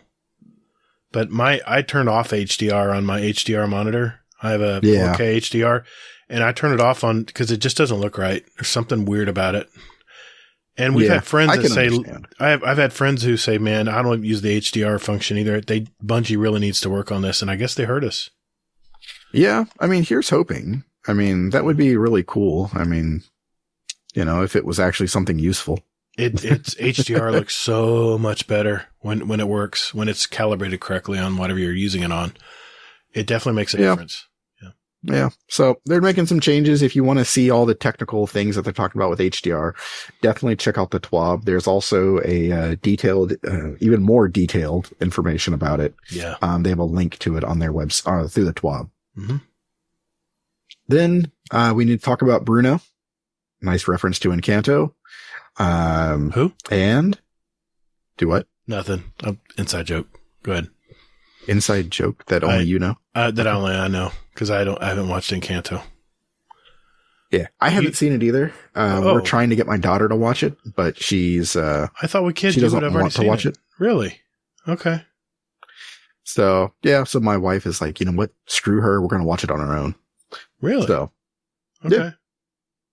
But Bruno is actually the new Latin American community manager. Awesome. So, yeah. So welcome to Bruno. And after that, they talked about security updates. This is like the vaguest update in history. It's pretty It big. basically says that BattleEye, it banned 68 people in December. That's it? Well, I mean, low? I don't think that that was the total number, okay. but they identified 68 players that were banned. Oh, I see. So of the players that were banned, 68 of them went under review. And 61 of them were actually unbanned because of basically outside circumstances where basically they didn't feel that they were actually cheating and that it was something else. Probably no code injection or anything like that. So, yeah. So, yep. Okay. So, not too shabby there. They got a long way to go still. I still see cheats today. It's rampant. Well, I mean, it depends. I mean, you can't tell. I mean, that's the. I mean, there's all kinds of ways to cheat in Crucible, and it is a peer-to-peer game. So, I mean, I would not hold lag switching. Back in the Call of Duty days, we'd call everybody lag switchers if they were glitching out all the time. But I would not hold it past someone to still use that technology or modded controllers or whatever out there. I mean, on the control side, and it's not even including all the stuff that happens on PC. They still have a ways to go, but they'll always be a little bit ahead of the developer. The cheaters will. So what are you going to do? Yeah. Old man screaming at the clouds. Oh, it's okay. Well, here's my point. If you have to cheat to be good in this game, isn't it kind of an empty victory? Wouldn't you want to know what you really are? How good you really are in the Crucible? I mean, with practice and game sense and map knowledge and all the things you have to put in, it's just a life lesson. Why would you want to cheat? All right, I'm getting on my soapbox. This is okay. I'm going to take your example here and I'm going to change it in one way. Okay. All right. So, okay, why should somebody dedicate time and energy into doing something? Yeah. To get better. And instead hit the easy button?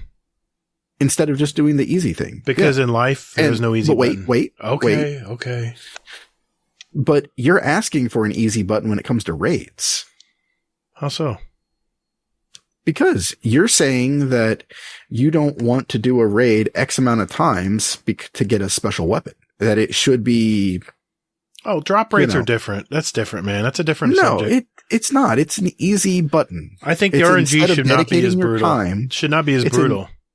But it's... I mean, we've got guys... Isn't the RNG brutal when you play PvP? Has AJ gotten a Vex yet? I think he's run it 40-something times now. I don't know. That's ridiculous, man. You should never have to run it that many times. But I'm just saying, it's an easy button that you're asking for as well. Hypothetically, yes, it's an easy button, but this is an easy button like you're affecting other people's games. And that's where I draw the line.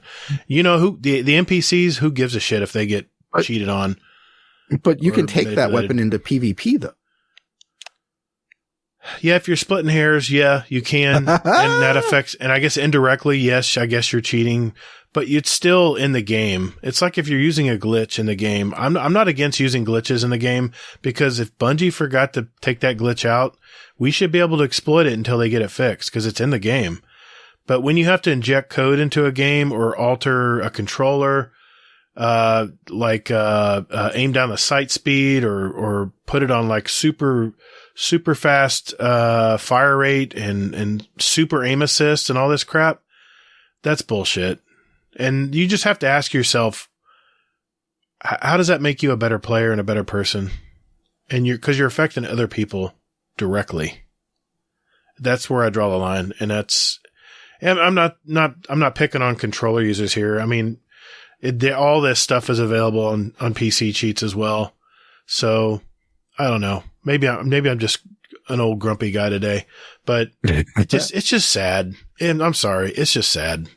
I don't know. I think it's sad that people want to nerf drop rates, honestly, instead of dedicating their time and energy into doing the run and doing it that way. I'm just saying. I mean, that's my point. That's my point of view. The thing is some people don't have time to play the Vault of Glass 40 something times. Whereas some people don't have time to dedicate but here's the thing. To getting better at PvP, though. Here's the thing. Cheats work immediately. They work instantly when you jump into a player versus player game, whether it's Crucible or Infinite or Halo Infinite or whatever out there. I don't know. It's just, those are my thoughts. Yeah. Yeah. Moving on. So, okay. Player support team. Bungie names. You can update your Bungie name. Sorry. They are investigating a way to put it into a future update. So they still don't have an ETA on it, but it's coming eventually. So enjoy your Guardian name if you need to. Yep. Okay. Claim these. Now this is important. Okay. Claim these before February 22nd. Bungie rewards. That's via the season website. Pass items. Yep. Shaxx Crucible rewards, Drifter Gambit rewards, Zavala Vanguard rewards, season vendor rewards, Gunsmith rep items, seasonal seals, and rewards. Yeah, if you don't activate it and claim it. If you don't activate it and claim it, you don't get it. It's like you never, all that work for nothing. Make sure you activate that seal, guys. Yeah, exactly. Now, and then here's the only thing that I will say is that in past seasons, the seasonal challenges, now they don't say those in here. They say seasonal rewards. Yeah. But the seasonal challenges, so like, they're not seasonal challenges, I'm sorry, the season pass. Mm-hmm. Most of the things in there will carry over to the next season for one season prior. I wonder if they're still going to do that. I don't know. They didn't say that, but I'm assuming that they still are. Okay. So I'm sitting on pretty much like most of my stuff that I've never got from there. So yeah, I've still got my exotics, like all of my purples in there. So, and then even the weapons too, just to help me like balance out. Yeah. I miss the armor. I really, truly do. Yeah. It's just that was a great way to, yeah, that was a great way to get up there. It was a nice filler.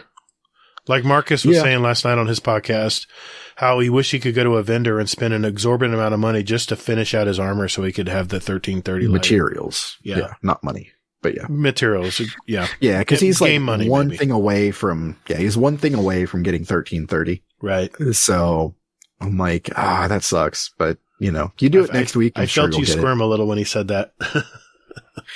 Yeah. I'm that purist about it. I'm just like, I'm like, again, I mean, I'm the dedicate your time guy. If you want to hit it, dedicate your time. Yeah. That to me, there should be no easy buttons for anything. But, I mean, to each their own. Uh-huh. Okay. Gator's muzzled. He's like, nope, I'm not going to say it. I'm fine. There's nothing to see here. All right. So, movies, art. Oh, you got to talk about that one video. I know. I am. Movies, art, and then at the end, there's not much there. Just sort of like, hey, it's coming. Be aware, that kind of thing. So we got to talk about one of these videos, man. And let me just mention, we're not blowing off the art in movies. The Destiny community is fantastic. Their artwork is outstanding. I love looking at this stuff every week. We're not blowing you off when we say that. It's just go look at it at your leisure is what we're trying to say. Yeah, exactly. Our listeners can't see it. Right. So, I mean, but they definitely should see it. Yeah. I mean, because all the art that is done is fantastic. I mean, it's not good for an audio podcast. Exactly. Yeah. So, and the same with the movies. I mean, sure. But we do have to talk about one of these movies. Okay. And it is the Immersive Play. And just, wow. That's the only thing I can really say about this. Now, what this was basically, it's a Guardian that just kind of, just woke up. So it's the New Light campaign. And it's him and his ghost, and they're talking. And it's the entire first mission, basically. The one that we've all played through and everything else. And the Cosmodrome and everything. Yep. The only thing that's different is the dialogue. That is the only difference. Right. And I'll tell you what. This needs to be the New Light experience. It was pretty cool. Pretty cool video. I mean, the things that they talked about in there was they were like, hey, like when they were fighting the walker, the big tank. Right. On the Cosmodrome. Yeah. And now if you think about it, you're a New Light player. You don't know what the hell you're doing. No. So the guy's ghost goes, hey, you know what? Let me pull up the schematics on this and see what we can do to beat this thing. Mm-hmm. And they said, oh, okay. So what you have to do is you have to shoot the legs to expose the engine. Right. They never said that in the game at all.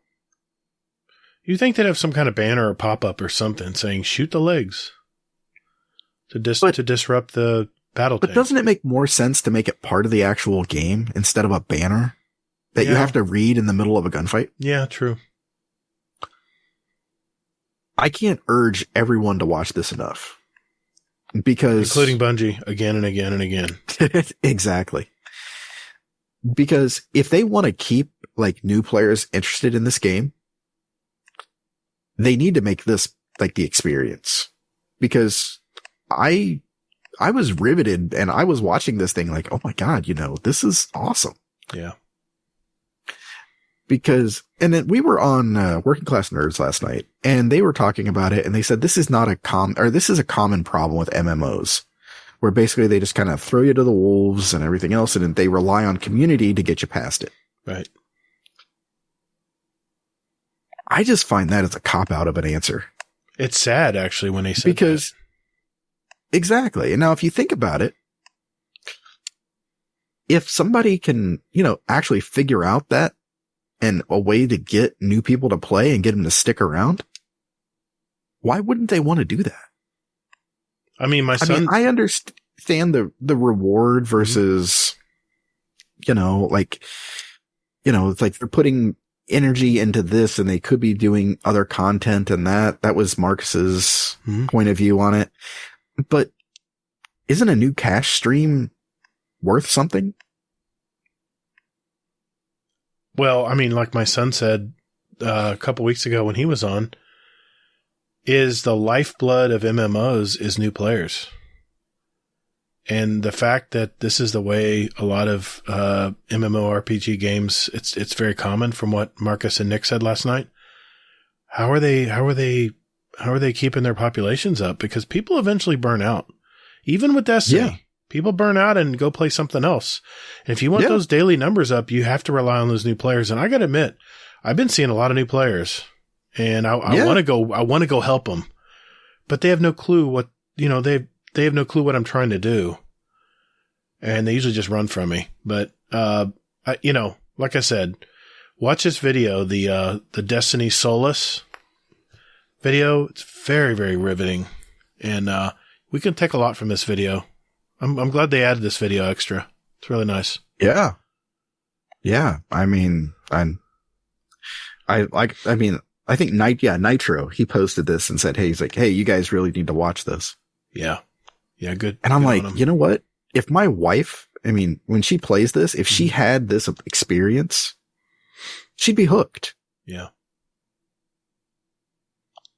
So yeah, I agree. I don't know. That's just my, 2 cents about it. So I agree. But last but not least. Oh yeah. Best part. So earlier this morning, Bungie did a community focus. Yeah, they did. On the one and only Mr. Danfinity. Dan the Man. The beard. Oh man. Yeah.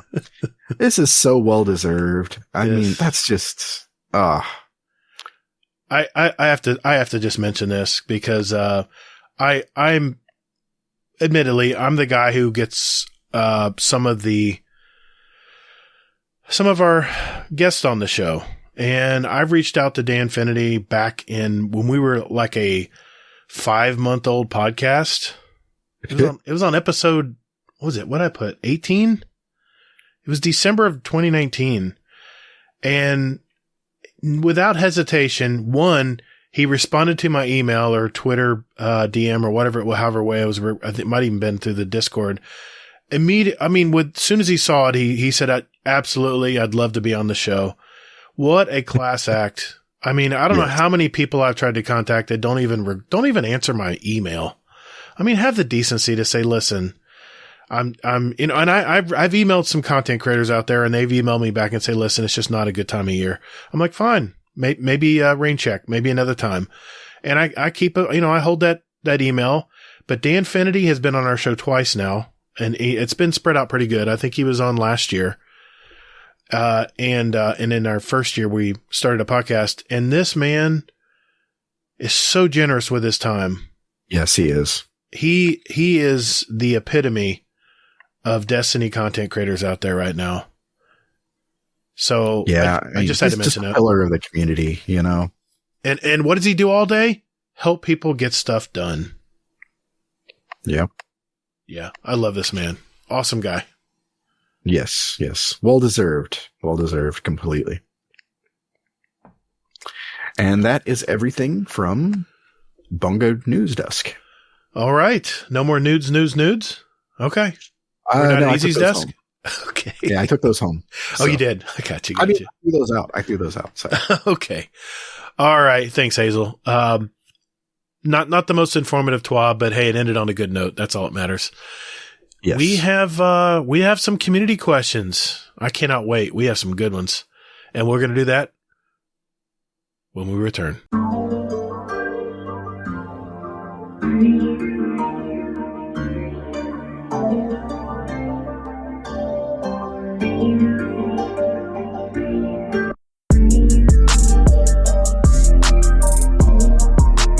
Hey Guardians, would you like to send us a question for the show? Well, there's 4 ways to do it. Number 1, join our Discord server. There's a join link in our show notes. We have some great gamers in there, by the way, and you can just lurk or hang out or jump right in and talk with us. There's also a channel labeled Podcast Questions where you can type in your question for the show. You can also email us at guardiandowncast@gmail.com, or we also tweet out almost every week about our upcoming show, guest, and you can respond there with your questions at guardian_d_cast is our Twitter handle. Finally, you can send us a voicemail with your questions at speakpipe.com/guardiandowncast. Remember, that's all one word. And we'll play it on the show for you guys. SpeakPipe is honestly my favorite thing. But anyway, thank you for all you guys do, and toddles. And later, Guardian.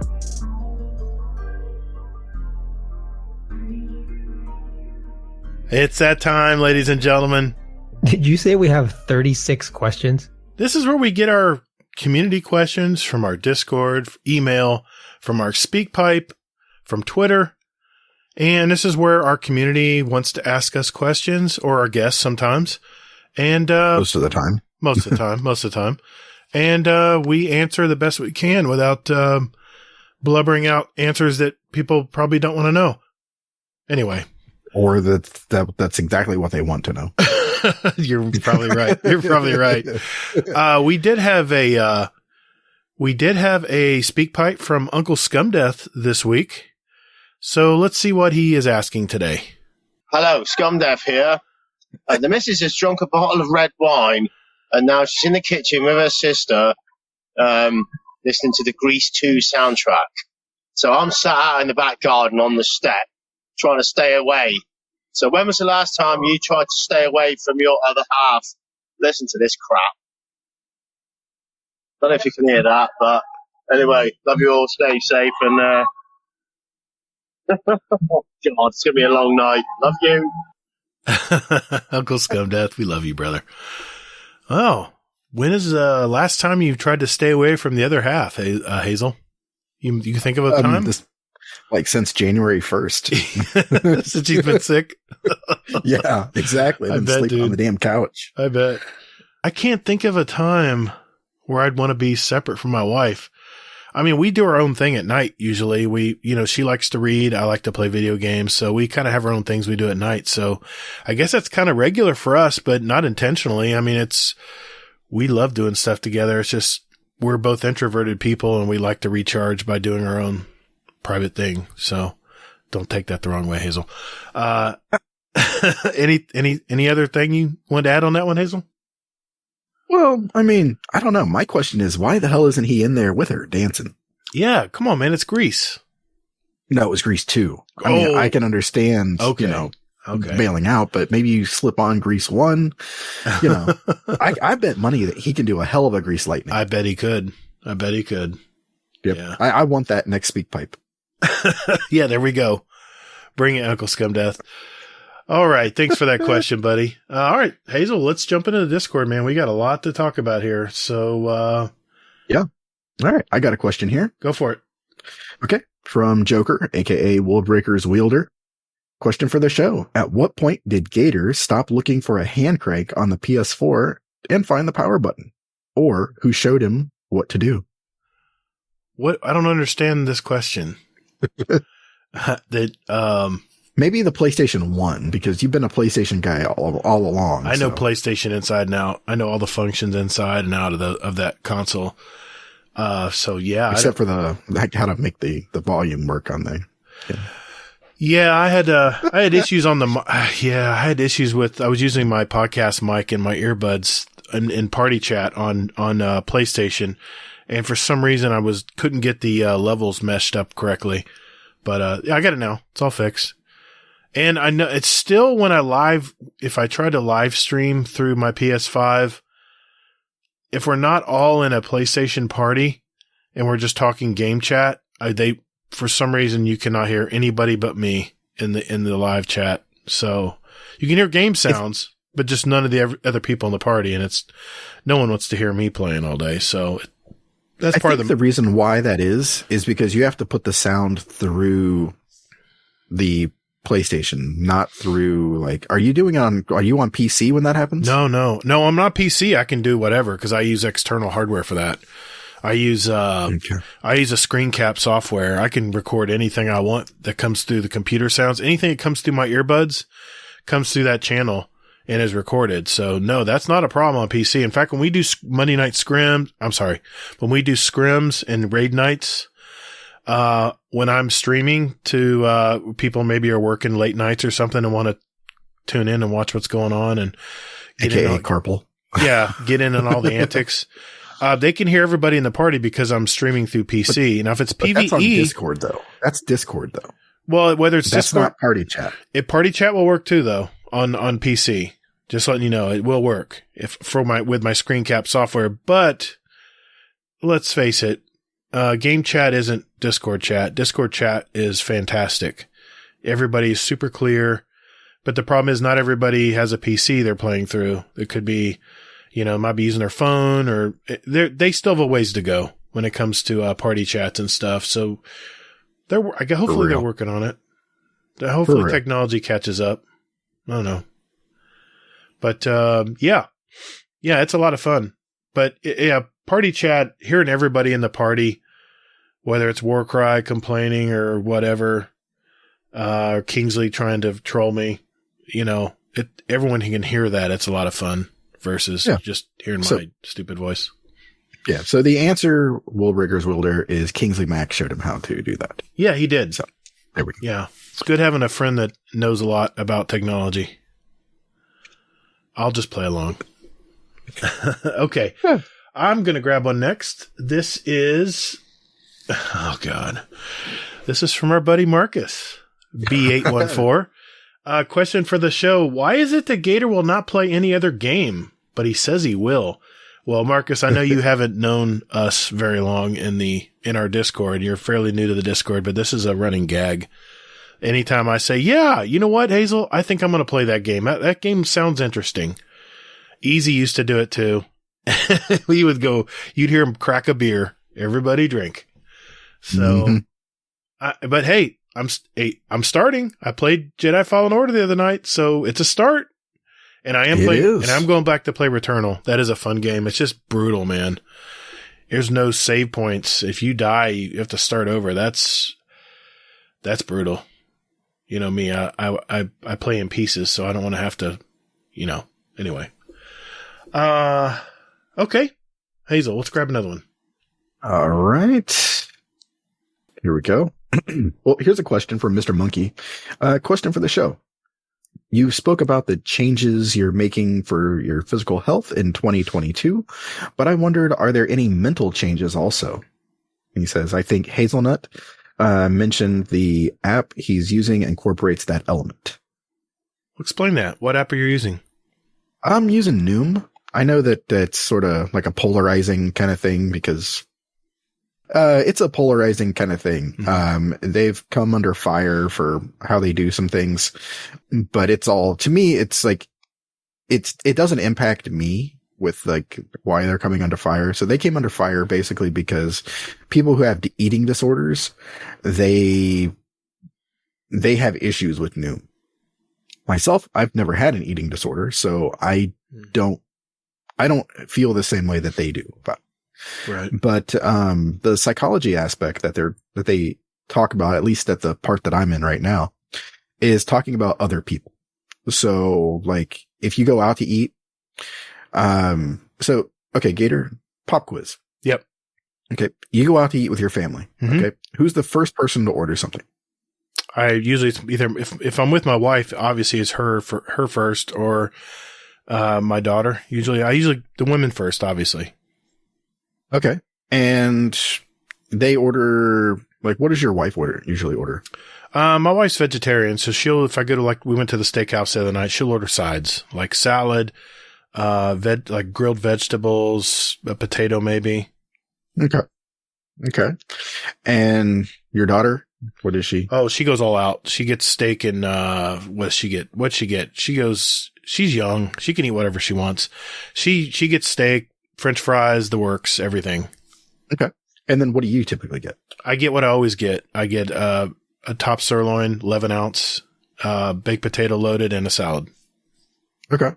So what they're talking about is basically it's that when people order their food, they usually that they eat based on what other people are eating with them. Really? Yeah. So like if you went there by yourself, you may not eat that steak, or you may not eat as much of that steak as you would normally, because when you're there and you're talking, you're losing track of what you're doing and things like that. So you're just eating blindly, basically. Okay. Now that's not for everyone, but, so something about me, like this part that they're talking about here, it really doesn't impact me because I really don't give a fuck what other people do and say. Yeah. So, but I can definitely see how this impacts other people for sure. Really? So, okay. Yeah. The other thing that they talked about was that, like to avoid that, what you can do is you can order first. So that way you're not under like the implied peer pressure that, cause I don't know about you, but before when I was trying to eat healthier, and I ordered a salad, I would always feel like this shame for doing it whenever somebody is like the first person orders and they're like, oh, I want a steak. The other person orders, they want a hamburger. And I'm like, I'll do a salad. Before I would feel like shame about that. I'd be like, yeah, I want a salad. Now, and when you say shame, like you're jipping off the server as far as their tip because you're getting something so small, or because you're eating more than everyone else on the table and it makes them look bad? Fuck are you talking about? When you say you order a salad? I'm saying that so you order, like it's you, me, and Mr. Monkey, okay? Okay. He orders a hamburger, you order a steak, I order a salad. Okay. Old me would have felt shame for ordering that salad because I'm not ordering the same type of stuff you guys are. You're not going with the crowd. I got you. Exactly. And there's a bit of that, I mean, that factors into everything. But over time, I've just decided I don't give a fuck what other people do and everything else. And I'm going to order what I want to order. And if anybody says anything, then fuck them. Yeah, I have to disagree with that part of that app because I go to Outback because I'm hungry, and I've been tasting this steak all day and baked potato and a nice salad that they toss with ranch on the side. All I can think about is I'm starving and I'm going to eat it. I don't care what anybody else orders. Well, I mean, that's the other thing that they talk about too is, not getting yourself to that point when you're starving. Because when you're that way, you don't care about shit. True. I just want to eat. Yeah. That ghrelin hormone is strong because I usually work outside. I'm not really hungry because I'm usually sweating my ass off, and I'm just so focused and busy on what I'm doing. I just don't think about it. I carry I don't know what we're getting into my life, but yeah, I don't know if I agree with that part of the app. That's all I'm going to say. Well, I mean, I understand. I do. But I just think that it's definitely something that is something to be considered, Yeah. If they said, okay, let's order a blooming onion, everybody split it, then I might be obligated to at least try some of it. See? Okay. So maybe there's a little here you are. There. You just said right there and you're like, and then I'm going to dive into my steak. But it's not even the steak though. It's basically just like somewhere else too. Well, yeah, it's that's like part we of get the together reason. for Guardian Con. Yeah. It's a social thing. Exactly. And then it's like, how's that going to play out? Okay. So, I understand where you're coming from there. Okay. Yeah.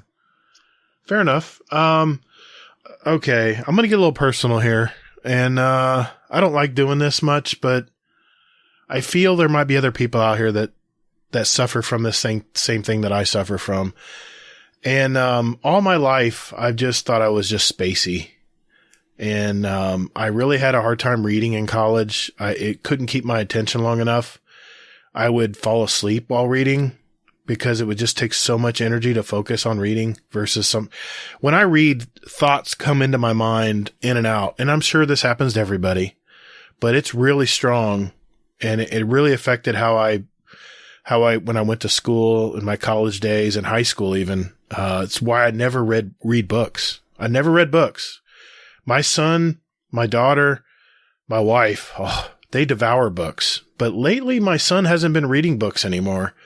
And, after the last show, we kind of got together and started talking, and he really suffers from some pretty strong ADHD. And I know that term is used very broadly these days. But he said, Dad, I see all the signs in you that you have the same thing. You're not on the same level as me, but you have the same issues. You have the same hangups that I have. And he gave me some sources. I reached out to Chris 3711, got some resources from him. Thank you, Chris, for that. And it's just really weird, man. A light bulb went off in my head, and it explains a lot about my youth. Even today, how I never can remember names of stuff, and you always have to remind me. It's because my short-term memory, it just gets, if I'm not using it, I'm not focusing on it, my mind just throws it away. I can't explain it, but there's all kinds of aspects to ADHD, and everyone's on a different level. Everyone's on a different, on the great line of this, attention deficit hyperactive disorder. I'm what they call inattentive. It's the opposite of the hyperactivity. It's where you get forgetful and you can't focus on things for very long and you move on to other things. Impulsivity is one of the things. And, you can argue that, this is just personality type and things like that. But as I do more and more research about this, there has been a lot of research done on attention deficit disorder. They call it ADHD now. I guess ADD it doesn't exist anymore. But to your point, Mr. Monkey, you're asking what we're doing for our mental health. I am starting to really research this out. And organization, planning, and getting started on things, procrastination, has always been a bane of my existence. And now I can kind of at least wrap my finger around why that was. And there's a ton of resources on YouTube alone that I've been watching and just hearing other people's stories about it. And it really is clicking now why I have some of these hangups in life. And I'm 53 years old now. And I think I've been dealing with this all my life and just never really, I mean, let's face it, back in my day, you know, if you were a little hyper or you weren't paying attention, you were daydreaming, or teacher was always, or you're blurting out answers before you raised your hand in class. And, you know, I interrupt you tons, Hazel. You can attest. The reason I blurt out things and cut people off is because if I don't let it go, it will be forgotten. And now I'm learning as I'm podcasting, I'm learning the skill that if there's something I want to say, for the most part, because I still interrupt you and cut you off, I have a little notepad next to me here and I will write it down. The problem is my writing is horrible. And sometimes I can't even read my own handwriting. That's just pathetic. But yeah, as far as mental health, that is something, it has been a revelatory week for me. I've really been uncovering a lot of things about my mental health that I just thought, you know, I was just absent-minded and getting old, you know, and I think there's a little bit more to it. I'm starting to dive into researching this topic, and my son's known it all along, and he's been he claims that my whole family's this way. So it's genetic. So I think they said 15% of the population has this issue. I don't know for sure, but yeah. In a roundabout way, I'm answering Mr. Monkey's question. That's what I'm doing for my mental health right now, other than my physical health. And by the way, physical activity is fantastic. I've been working out. I've been losing weight. I'm gaining muscle mass. My body fat percentage has been going down, which is that is what motivates me, is seeing my body fat percentage go down on my scale. Anyway, that is something I'm working on. And I am learning organizational strategies now that help get me started on stuff. And it's been a big help. So, yeah, that's all I'm going to share, if that wasn't long enough. Yeah, my dad, he had kind of like the same things that you're talking about. Like, I mean, his procrastination was so bad that he like left me at school one time because he just didn't think that, he thought he had more time than he did, I think. Oh, see, so, I used to be always late. Yeah. And my wife hated it. I've gotten better there too. Yeah. And that's the thing. Like, I mean, dealing with him like that has made me the type of person where I hate being late. I would rather be like 20 minutes early than to be like 1 minute late. And so and another strategy was putting a giant visible clock, which I just ordered one, to put right in front of you, an eye shot. Because the one thing I always do is I'll get here in the morning and start piddling around on these two monitors in front of me. And I will look up and it'll be like 12 o'clock. I'm like, oh my God, I got to get to work. And being self-employed, I don't have a boss breathing down my neck. So I have, 50 bosses, 300 bosses that are like, where the hell are you? So, yeah, it's a challenge. It really is. Whew. Okay. Glad I got that out. All right. Let's grab another question. Geez, if I take that long on another question, we're going to be here forever. What else we got, Hazel? Well, I think it's your question. Oh, that's right. You read that one. Okay. I have one here from Chubby Wizard 2.0. Question for the show. If you could name an exotic weapon after a song, what song would you choose? What weapon type and what would the exotic perk do? Man, that's all tongue. That is a handful to even think about. My song would be Creeping Death by Metallica. Of course it would, Chubby. The weapon would be Fast Firing Pulse, and the perk would be Decay, Poison, Slow, Painful Death. Thanks. Love the show. This man with his questions. That's awesome. Go ahead, Hazel. I gave you a little time to think about it. Yeah, really. See, this is why I said, like, we need to. Yeah, I agree. We need to like post these questions so we can remember these. All right. So I'm going to go with, so this just popped into my head. So I'm going to go with, the gun name is going to be called Someday. Okay. Yes. From Nickelback. Okay. And the perk is going to be that it's basically luck in the chamber. So like one round in there will be double damage. Okay. Someday you will kill them. But aside from that, the other rounds suck. So Okay. I'm gonna call my exotic weapon Urgent by Foreigner. And I will say it is a slug shotgun that has extremely fast fire rate and extremely fast ready speed. Like urgent. Kill urgently. That's all I can come up with top of my head. That'll have to do.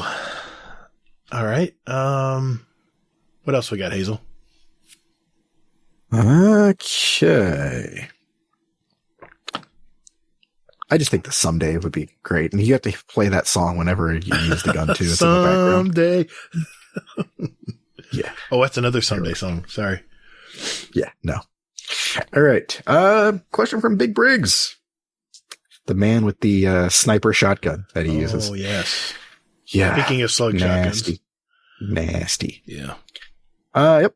So, what is your dream weapon and or role for PvP and PvE? Oof. And then he says here, what ideas do you have for an exotic similar to Chubby's question there? He's like, personally, I would make a heavy hand cannon with sniper range, 90 RPM, one shot kill, but you do damage to yourself and the recoil brings the gun straight into the sky. Holy moly. Oh, man. That sounds like a Briggs gun. I will be brutally honest and say that. One shot and it better hit. Oof. Okay. Well, dream weapon roll for PvP and PvE. I love Desperado. And I would like a Desperado with full auto, which I can get now because of the auto perk. It's so cool. The problem is I have to keep looking over if I got that headshot and whether Desperado's active or not. And sometimes by the time I look and see, well, you have to reload, don't you? Got to reload, man. If you start Desperado on the end of a clip, you're going to run out and you're going to spend all that time. And by the time you reload it, the Desperado will be gone. It's only up for a few seconds. So I think it's like 10 seconds. I think it's 10 seconds. And if your reload speed's 2 seconds, then yeah, it's not good. I like stuff like that on guns, especially if you're rewarded for hitting a precision shot. What about you? We'll start with the first part, Hazel. That way I can think about this exotic. Yeah, the dream role for PvE and PvP. Yeah. So PvE, I got to go with my baby. Subsistence and Rampage. Yeah, that would be mine too, by the way, for PvE. I didn't mention that. PvE or PvP role. Oof. Yeah. I mean, I don't mind Rampage in there. Takes a little bit to get it to proc. I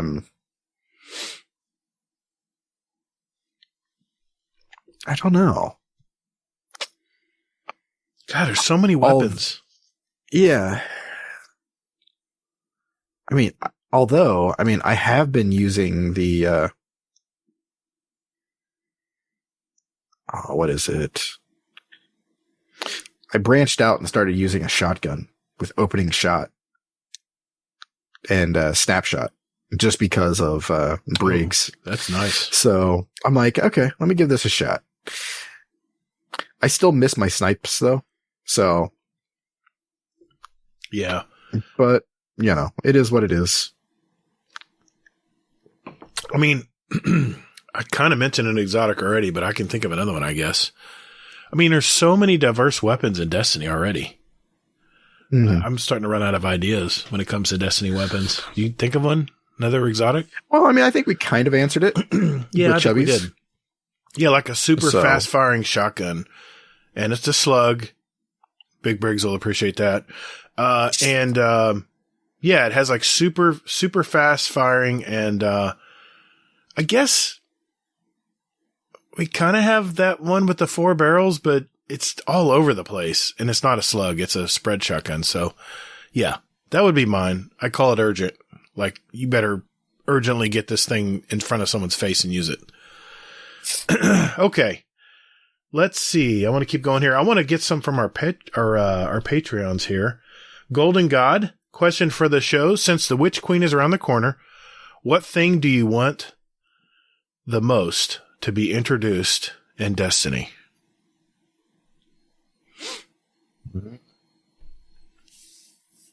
What thing do I want most in Destiny? To be introduced in Destiny, yeah. Like something new, I guess. From Witch Queen?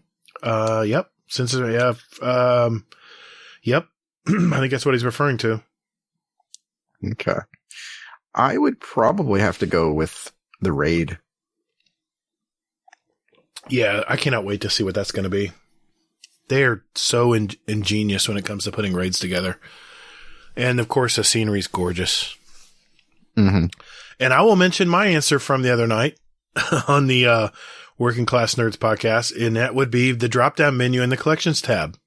Oh, my God. It's not going to happen. I know it's not going to happen. Where's that sound clip of Hazel? It's not going to happen, man. You get it live. Here it is. Here it comes. It's not going to happen, man. That's my favorite clip. I love that clip. Yeah, it would be I'm really hoping they introduce the new Collections tab.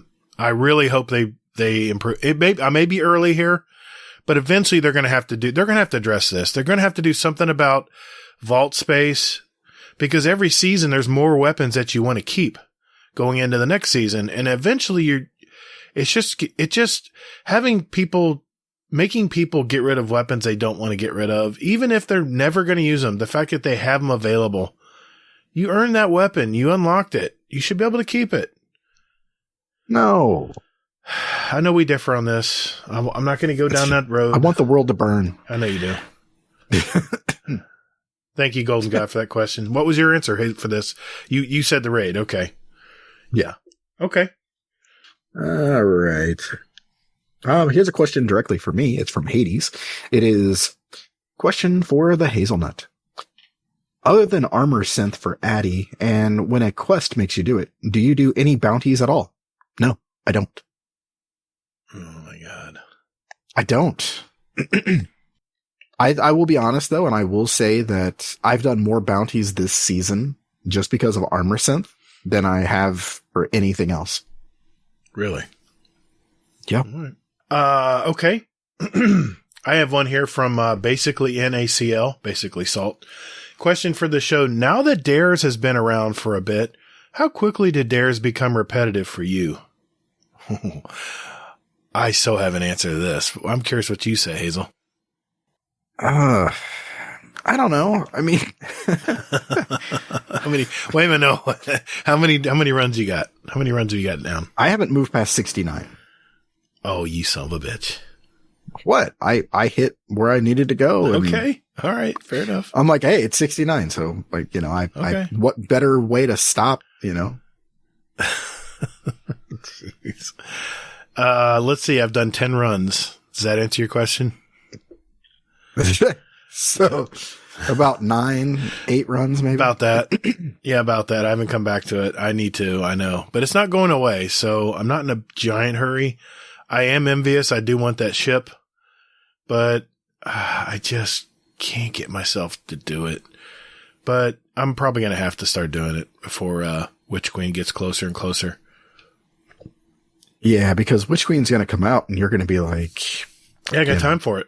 Too busy leveling up, getting ready for the raid. Yep. Yeah. Okay. Mr. Monkey, question for the show. What weapon tilts you the most when you come up against it in game? Well, this is an easy one for me. What about you, Hazel? What weapon tilts me the most? Mm-hmm. I don't know. It's funny. I'm looking at my weapons and I would say, honestly, probably my answer is anytime I get killed by a shotgun. Those are a pain in the ass. But I have a story for you. I was playing freelance, or I was playing solo in Trials one week, and it was on it was on one of the indoor maps. I can't remember which one. I try to forget it. And who do I know but Elemist and 2 of his raid buddies jump on the cap point with triple Vex Mythoclast. I mean, it was a wall of flame. You couldn't even get close to that cap point. And they were very smart about it. In fact, they wouldn't even get near the cap point until the timer almost ran out. And then when it was a mad dash to cap that point, the three of them would sit there with 3 Vex Mythoclast, and it was just no chance of you getting to them. No chance. Even if you tried to flank them, they'd melt you so fast.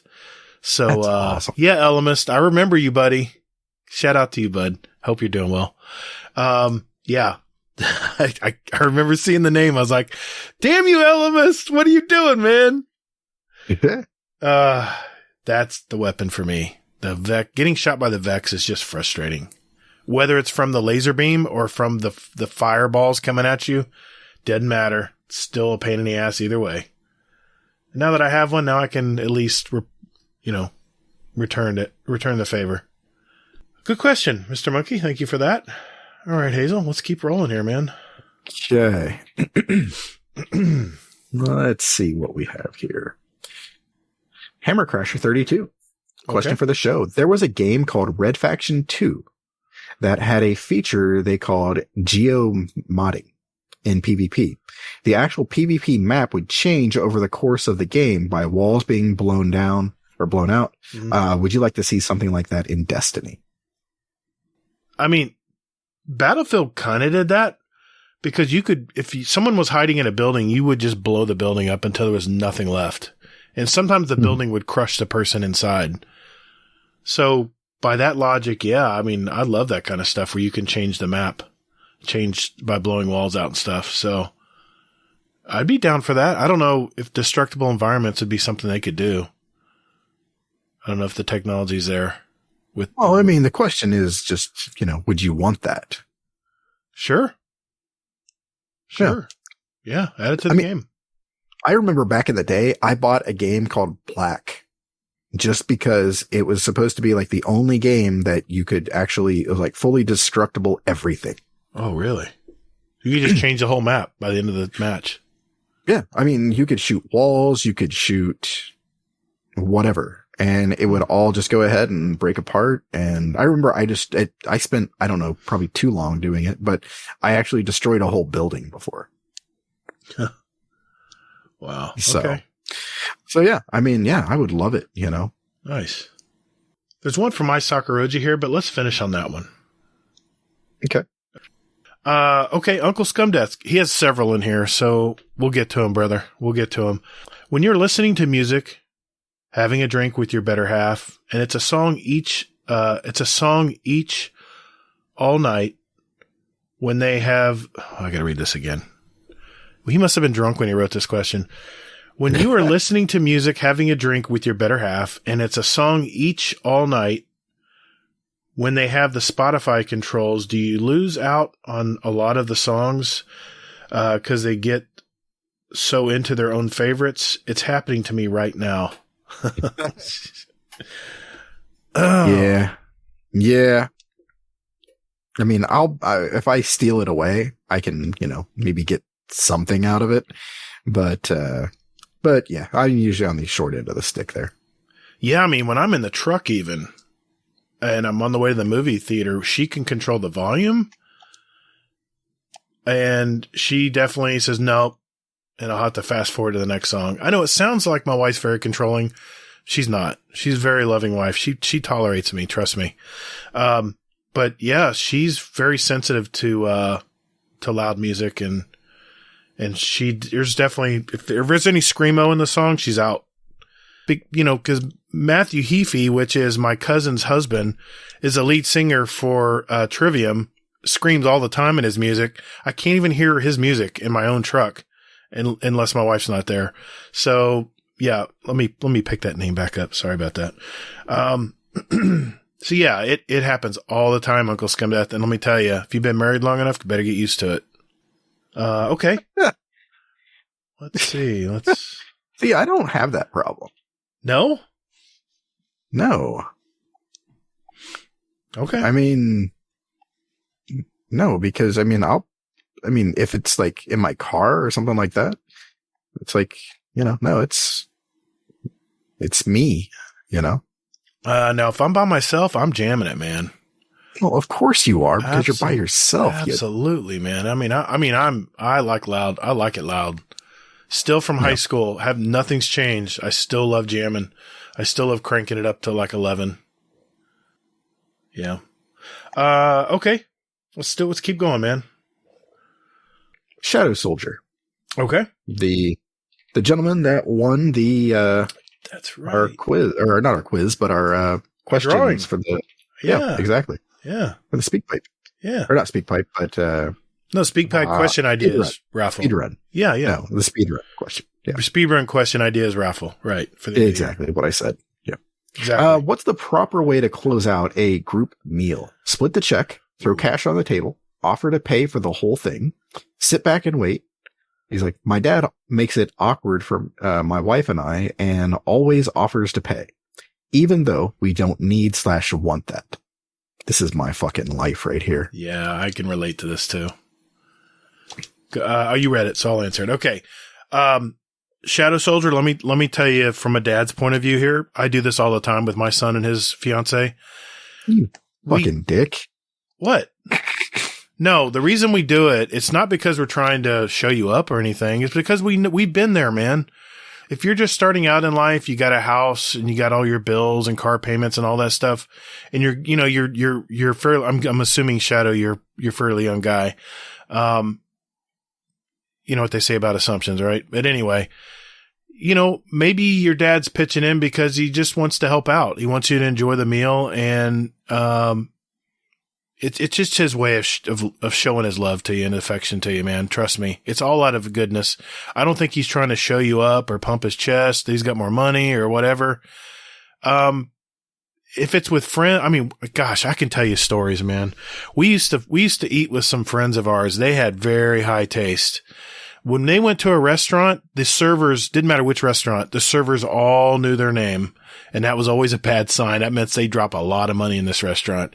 And we made the mistake of saying, I'll tell you what, we'll buy this time. You guys buy a lot next time. And we're like, oh, okay. I like that idea. Holy crap, man. These people drop $500 a meal. And they order they order everything off the menu and just put it all on the table, and we all just pick from it. They're those kind of people. So yeah, it can get awkward. It can get awkward. And what I usually tell my son now, because I know he's prideful, he's got a job and works and stuff. Like when we go to the gym afterwards, we switch off every week. We go twice a week, and I'll say, okay, it's your week to buy. So, it gives him a little responsibility or pride that he's buying dinner. And I always thank whoever bought dinner. Always thank them. Because if you don't, I'm telling you, people can take it the wrong way. Always be thankful whoever picks up the check. Even my wife tonight, she bought dinner and I'm like, thanks for dinner, babe. So yeah. I'm sorry. What's your answer, Hazel? Oh man, I hate this situation, because I mean, my father-in-law always does this shit. Oh, it's like, I mean, and it's not like what you're doing. It's not like what you're saying where he's like thumping his chest and that. It's not that at all. It's just one-uppage. No, it's just, I mean, I think that it's just just because he can't. Yeah. My father-in-law does that all the time. He'll pick up the entire check. Yeah. And I'm just like, it's like one time, like he picked up the check for everybody but me because I said something. What? Seriously? Yeah. I was like, you fucking paid, bitch. No shit. You had your own bill? Yeah. So I was like, okay. Yeah, he paid for my daughter and my wife. And I'm like, oh, okay, that's just fucking wow. weird. That is a power play. Wow. Yeah. So I'm like, it is what it is, Yeah. But what can you do? Okay. So yeah. And my father would always, my father and I now to this day, we do exactly the same thing I do with my son. I'll buy one time and then I'll say, oh, it's your turn this week. Or he'll ask, oh, is it my turn to buy this week? That way, you're still getting the benefit of getting your check paid for. And then you have the pride that you're buying your dad lunch or breakfast or whatever. So it can get weird though with in-laws. Definitely can get weird. Yeah. And now you know what I do when he picks up the check? I'm like, thanks, Dennis. That's awesome. Thank you. I didn't count on that today, but that's great. You made my day. Totally neutralizes him. Yeah. I mean, what I ended up doing though was just talking to him. And that's what I would probably say to you, Shadow Soldier, is just talk to him and just go, hey, you know what? Can we just not do this? Yeah. Yeah. I didn't know he did. I didn't know he singled you out. That's pretty harsh. Yeah. It was a one-time thing. He's teaching you a lesson. Fuck him. Keep your mouth shut. Kiss the ring, bitch. Fuck him. Oh, there we go. That's my message to fucking kiss the ring. I'm sure he's listening. Well, I'm probably out of the will anyway. So. Oh, well, who cares? Pretty much. We're all going to die. We're all going to die, guys. Eventually, we're all going to pass into the netherworld or wherever we go. So I have one here from the iconic Laz. Nice word usage there, Laz. Shame Gatr doesn't know how to use it. I don't know how to use it. I apparently don't know how to use it. If you have any seals in Destiny, which one is the one you're most proud of acquiring? For me, it's the Cursebreaker title from Dreaming City. It's probably the most work I've ever put into a specific goal in game. I agree. I don't have Cursebreaker. I'm close, but I just don't want to do that pain in the ass stuff at the end to get it. So good on you, man. It's a rare one. Hazel, what about you, man? Mine, it's silly to say it like that, but, I have Cursebreaker, and yeah, that is a lot of work. Mm-hmm.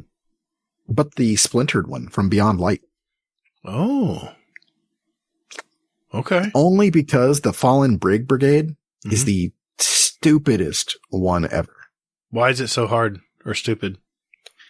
Well, because you have to defeat 50 brigs. That's a lot of brigs, man. I remember that one. No. But you have to do it as a fire team. What? 50 by... Oh, God, that's a lot of time, man. It is. That's a time suck. It is. And yeah, and it's funny because you go in by yourself, it doesn't count. Yeah, like, hey, guys, you want to go run patrols on Europa? Well, what I did was I just went on LFG and was like, hey, Fallen Brig Brigade. Everyone knew exactly what you're talking about. 3 people or 2 people joined up right away. Like, oh, hey, I want this shit done. No shit. So yeah. And it was just 3 of us. We were podcasting at the time, and we were just like, running around from point to point and that kind of thing. Yeah. That I could see doing, because it's like dead time. Yeah. And you're just going through the motions. Yeah. And then aside from that, the one I'm going to get in probably 2 weeks is going to be Conqueror. Yes. And I'm going to put that shit on everything. Dude, it's a tough one. It's intimidating. I haven't even come close. And that's the thing, is it doesn't need to be intimidating. I know. It really doesn't. It's just all about having a fire team that, 1, likes to play them, and 2, will play them often enough. And it's not about that either, man. It's just about getting past that initial fear of, I'm going to get owned if I do this. This is going to suck. Didn't we try to do one time? Me, you, and, was it Sharp? Yeah, we tried to do Proving Grounds. I don't think it was Sharp. It was... Who was it? Was it Magi? Oh. No. I don't remember who it was. I think it was before Magi entered the equation. Sorry, my mind's a mush. I can't remember. Yeah, I mean, that was a long time ago, I believe. And I think he was fairly new not new, but maybe not as many hours as we had put in. And we were just getting one shot. I just remember that he lived longer than you and I did. Mm-hmm. He was picking us up. And was doing the Leroy Jenkins too. Like, okay, let's sit up here and snipe and take everything out. You know what? You're like, woohoo, let's go. You know what it is? I think I'm just not patient enough to sit back and eliminate everything methodically. That's what you got to do, right? Yeah, pretty much. I mean, it's just basically being patient and going like, okay, well, these things hit hard. Can you see Marcus trying to do one of these? Oh, yeah, that's going to be a lot of work. Yeah, I think that would be frustrating for him. Okay. Moving on here. But he did say that was one of his goals, though. Is it? Okay. I want to see that. He said he wanted to do one. Well, I mean, they're not that hard. Okay. So I will do one before the season ends, just to dip my toe in and see what it's like. We tried one and it was brutal, man. But I think the key is you have to build into it, right? Exactly. Yeah. Yeah. Just knowing what to put on and what mods and stuff. Yeah. And I mean, it's about chaining supers too. I mean, like last night we did, what is the GM this week? I forget. It's Devil's Lair. We did it in 30 minutes. It was like 29 minutes and change. Nice. And I think you know how they give you that little recap at the end? Mm-hmm. I'll say soccer last. So I think Hawks had like 15 orbs that he generated. I had, I want to say 13, and soccer had, I want to say 130. Wow. Jeez. So yeah, so we were all just chaining supers and everything, and it helped a lot. Wow. And I was on Warlock too, or I was Hunter before, but I've been doing these on Warlock just because we've been needing, a well or something like that. So, I have a couple here from Sneaky Snake. I wanted to give Sneaky Snake a shout out. He's heading off to boot camp. Exactly. He's getting he's starting his military career. So good luck with that, buddy. I think you said you were not going to be able to play as much as you want, but hopefully you can still hear us, buddy. Listen to us in your earbuds. First one he has is question for the show. How many times did you get the sugar cube from Dares during the Dawning event, especially if you ran it a ton of times? Did you ever get a sugar cube? Of course. Dude, you've only done it 10 times, so you don't really have I don't know what he's talking in about. this. Yeah, I don't know what he's talking about. Exactly. So yeah. I had no idea what to do with it at first, and then I realized, I'm like, oh, it's a sugar cube. I'm like, you give it to a horse. There you go. You give it to because the horses like cubes of sugar. Now, do you actually like interact with it and feed it the sugar? Well, I mean, you just give it to him? You just give it to it. It gives you rewards, just like anything else in Destiny. Okay, two tokens and a blue. Pretty much. Call back. Sorry. Okay, and his other question was branching off of that. Who is in control of the sacred thermostat in your home? I think I know Gator's answer. Yeah. It's going to be Mrs. Gatr. It is. But when she goes to bed, all's fair in love and war, right? I might adjust it up just a bit during the winter months. Yeah. The winter months. There's only 2 of them here. Sorry. What about Tasha? She in charge or are you in charge? I'm in charge. Man, I'm jealous. I'm jealous. Okay. She doesn't like the heat on too strongly because it dries her throat out. Her mouth gets dry and she coughs in bed, right? I'm like, how on earth would you ever make it up north? We're in the most humid state in the nation. We're literally in the swamp. It gets a little dry in the wintertime when the front finally is able to reach us, which it is this weekend with a vengeance. How are you supposed to, you want to live further up north? How on earth are you going to do that when it's dry all the time? That's all. And she seems to know that things will be fine. I'm like, I don't think so. I think you're going to have to adjust somehow. All right. TMI. Sorry about that. Okay. What do you think? I'm looking at the clock here. Let's try to do maybe one more each and then we'll finish with Soccers. Sure. Okay. Go for it. Okay. Let's see here. Well, you know what? Let me ask this one real quick since we're on the topic of thermostats. Arisen Moistwing, Burning Wing, says, what temperature do you keep your house at? Does it change between winter and summer? While we're on that. Oh, hell yeah, it changes. Oh, yeah, it definitely changes. Yeah. So ours here is in the summer. It's around maybe I want to say it's probably around 70, I believe. What? During the summer. Okay. I'm listening. And then, it's a nice, comfortable temperature. And then in the winter, it's probably around 74. Okay. Well, Wow, I'm way different. In the wintertime, 68 degrees, but that's my wife wants it set on. It may hit 70 when she goes to bed. Just saying. And then I'll back it down. Well, she's up before me. Never mind. But she'll see it and she'll back it down and I'll be freezing again. In the summertime, our thermostats won't go that low. It gets so hot in Florida with the heat from the shingles on the roof and just the heat and miserable temperatures outside. In the summertime, we'll be lucky if you have a really good AC system. You'll be lucky to hit 76. You'll never get it to 70 unless it's just running day and night. It gets so hot here that 78 to 80 is very comfortable in Florida inside your house because it sucks all the humidity out, in Florida in the summer. Anything below that is bonus. I mean, I think even commercial buildings down here that have super chillers and stuff, like the schools and stuff, I think don't go below 74. So yeah, 70, man, that's really low.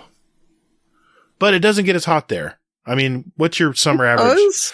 Well, I know, but if you averaged your summer temps, they're probably what, 80? Average? Probably 85, maybe. Okay, see, we average probably 90 to 94, and it's humid as hell. The humidity is what really kills you. Okay, yeah. Our average is 90. What? Yeah. All during right, summer. Hold on. I got to look this up now. Now we're going down a rabbit hole. I just looked it up. I got to find out. I just wanted to know. Average temperature for Florida. I'll go Central Florida. Florida. I can't spell. In the summer. Boom.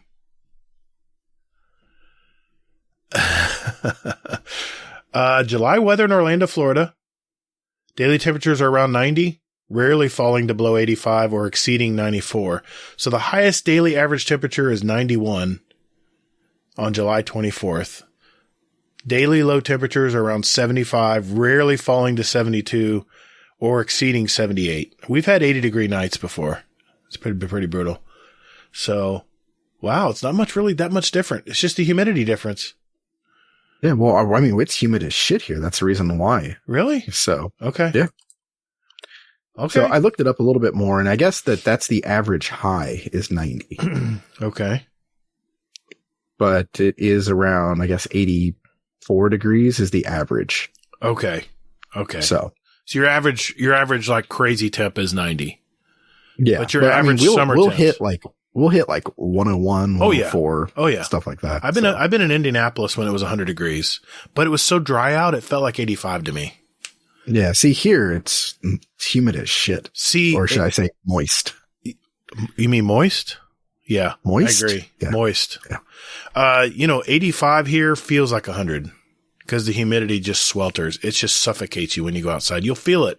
As soon as you get out of the AC and into the atmosphere outside, it hits you like a wall. Yeah. How do we get on that tangent? Okay. Anyway, one more question each and then we'll finish with Soccers. I think you already said that before, and that was one of the questions. Well, I didn't count it because it was a quick question. Supposedly, quote, quick question. Yeah. Yeah. The Scarlet KM. What is your favorite raid or dungeon and why? I'm assuming Destiny 1 and 2 here. Let's just go with Destiny 2. Destiny 2. Okay. How about one of each? Destiny 1, it's going to be King's Fall. I love that raid. It's very long, but it's so much fun. So many great times playing that raid. And Destiny 2, geez, man. Why is it so hard to find the favorite one for Destiny 2? Because the Destiny 1 raids are so much. Because you don't raid. Is that what it is? Yeah. I've done all the raids. My favorite still is name the raids. Vault of Glass, Deepstone Crypt, Last Wish, Leviathan, and then the two Leviathan dungeons or mini raids. I would say Leviathan is my favorite for Destiny 2, even though it's not around anymore. Lots of great times playing that too. In fact, I've got like 40 runs of Leviathan alone. It's so much fun. It's kind of like Dares. It's kind of like a game show. For those of you just joining Destiny, I'm sorry you never played it. Never had a chance to play it, but it was a lot of fun. Shooting that cup out of Callus's hand at the end, priceless. That is, yeah. And he'd go, "Whoa, can't believe you shot my cup. You're in trouble now." Yeah, and you were in trouble. Yeah, you were. And then you had the suck after that. Oh, so yeah. That was good stuff. I mean, I was going to say Leviathan for sure was going to be one of mine, but because you said it, I'll have to change it up there. Well, that was our very first raid together was Leviathan. Probably. Yeah. Because I was always in there. Mm-hmm. It was you, me, Garen. Yep. Easy. And I still don't know the underground pipes. It's so confusing to me. Well, they're not even in the game anymore. So I know, but I never could remember the underground. Yeah. I love doing the underground. Yeah. But yeah, I just remember Garen we just could not get it to going. It was just terrible. So for me, King's Fall was awesome, but, I'll say OG Crota. Okay. I just loved being able to go through and do it solo. You got a lot of stories from Crota. I mean, that's where you started, right? Well, I mean, yeah, that was my first raid was Crota, and then I went back and did Fog after that. Right. So. Right. Yeah. Those damn, lanterns, they scared the hell out of me, man. Just hauling ass, trying not to die. That was fun. Yeah. But those stories that I have are all just getting people there flawless and things like that. So that's what makes the raid fun. Exactly. And then, in D2, I would probably have to go with I'm going to say a dungeon, and I'm going to go with the Shattered Throne. Oh, okay. All right. Yeah.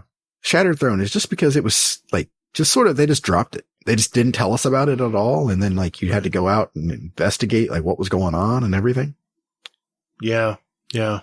Dungeons are fun. They are fun. And then not quite as involved. So you know, there's an end in sight, it's a little bit smaller. So yeah. Okay. Good answers. Okay. Let's finish. My question is going to be from Sharp. Question for the show. You're in the Matrix about to engage in combat. You have before you a gun, a bow staff, and a katana. Which one do you pick to fight with, and why is it Galahorn? Is that a gun? Okay. A gun, a bow staff, and a katana. What are you grabbing, Hazel? None of it, because I'm Neo and I can just do a force push, and that's all I can do because I can't pick up weapons. Oh, don't get me fucking started. These force pushes. It's not That's Star Wars. I know, but that's what he did. I know it's not Star Wars. Hadouken. I mean, that was it. That's all he did in that movie. I know. And he put up his hands to stop getting shot. So, so there you go. That's my answer, Sharp. Hadouken. My favorite part of Matrix is when he just looks at the agents at the end and goes, "No, not having it." And the bullets are just frozen. I love it. Favorite part. Yeah. I bet you absolutely loved Resurrections then.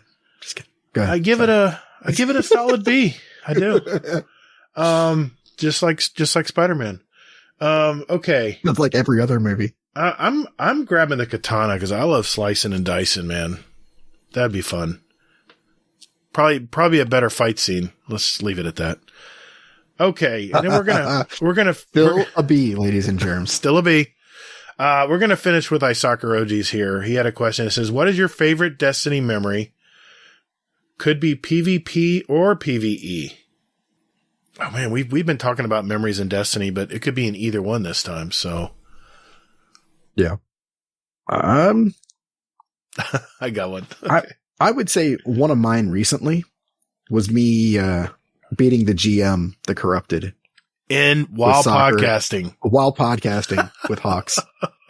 God. Yeah.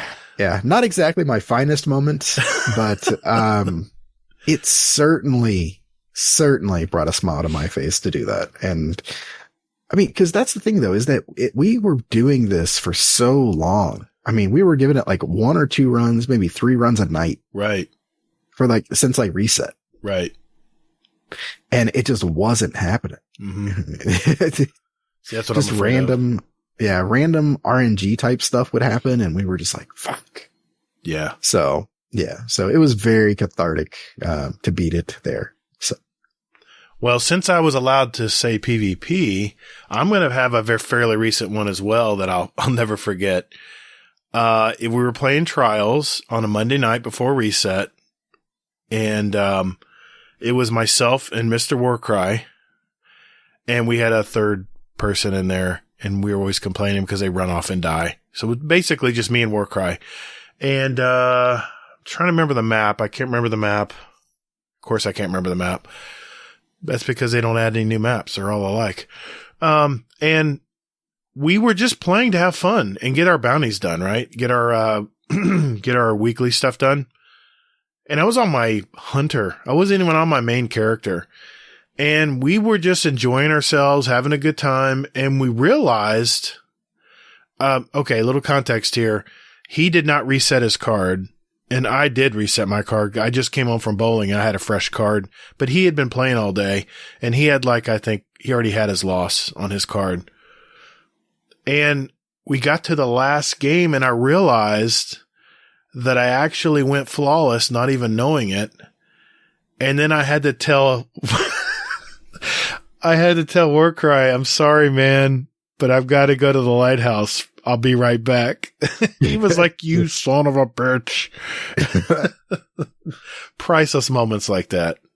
So, yeah, I love you, Warcry. You know, man, I wish you were there with me. And, that was hilarious. Dude, you had to be there. It was so funny. Oh, that would my be God. Gut wrenching. He didn't let me live it down. He complained several days later about that moment. So, hey, everyone. Thank you very much for all your questions. We love answering questions. You guys always have great ones. Some of them even stump us a little bit. That's how good they are. So, thank you for that. And, what's that, Mr. Fudd? Guardian Downcast. Guardian Downcast. Yeah. Guardian Downcast. This is an intro. Guardian Downcast. Guardian. Not copyright. Guardian Downcast. All right, ladies and gentlemen, it's the final segment of our show. This is where we add our songs to our award-winning Guardian Downcast show playlist, just a little sample of what the two of us like to listen to. And we invite you to listen to it as well. Just search for Guardian Downcast show playlist on Spotify. And we also have the link for iTunes for all you Apple folks out there. I, of course, post all the links in our show notes if you want to follow along, see what we add every week. And we now have 910 songs representing all of us and all of our past guests. The musical history of our show since July of 2019, if you will. Hazel, what are you adding tonight, man? Okay. So, first song I'm adding is The Story of My Life, featuring Trippy Red by Illenium. This is a nice alt-rock song that just, it hit me right in the feels. And I was just like, okay, I have to add this. So, yeah. Still the alt-rock kick for the win. You're on the alt-rock kick lately. Yeah. Cool. Yeah. I can't get off of it. It's good music. It's good music, man. Yeah. It's made in America, not like, what? Not like prog rock. So, and then my other song is Lullaby, acoustic version by Sigala. So my daughter, this past weekend, she went to a Winter Guard, camp. For where they have flags and they twirl them around and stuff like this. Uh-huh. And this was one of the songs that they played. So I got to see my daughter perform to this song. She's only 6 years old and dancing around, having fun and doing stuff like this. And it's sentimental for me. Very cool, man. Very nice. I'll have to listen to these. What was that? Prog rock for the win.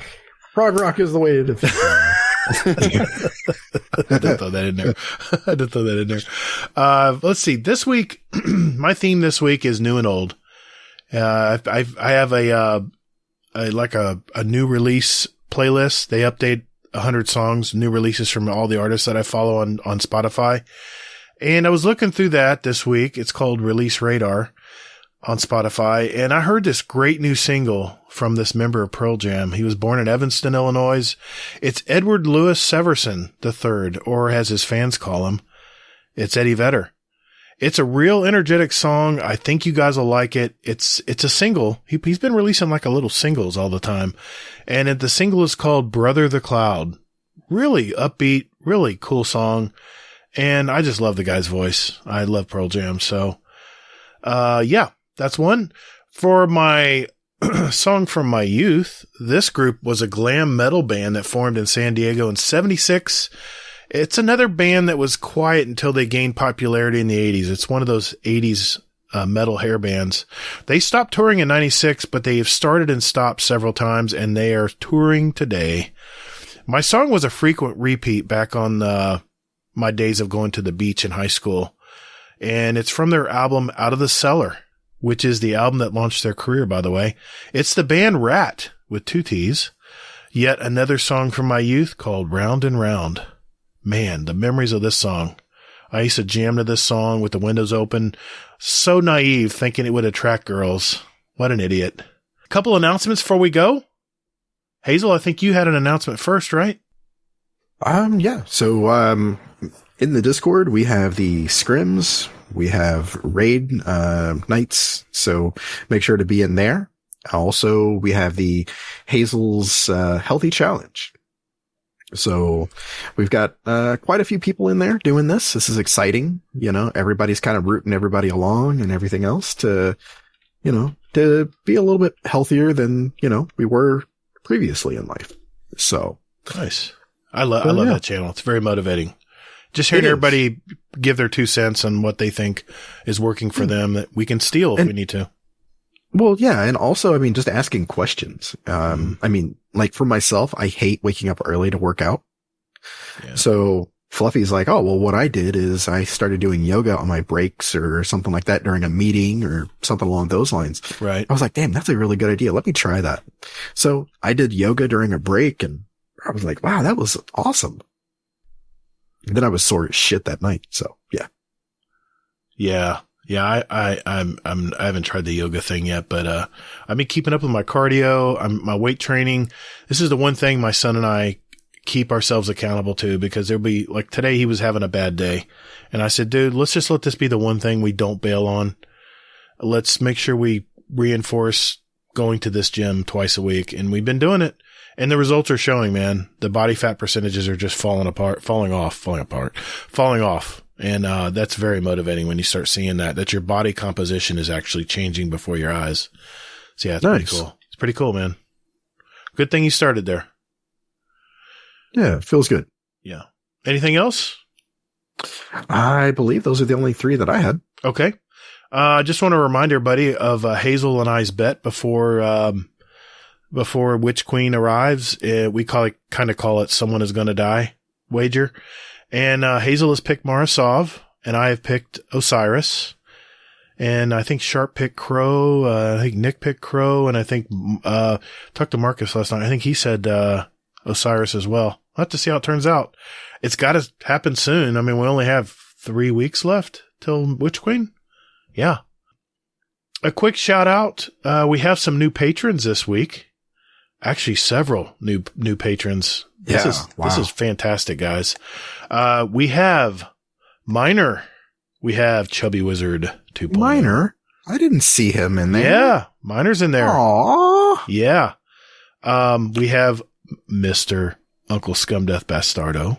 Yes. And we just got a new one today, our raid boss patron, Basic NACL. Fantastic, man. Thank you very much, guys. This really is blowing us away.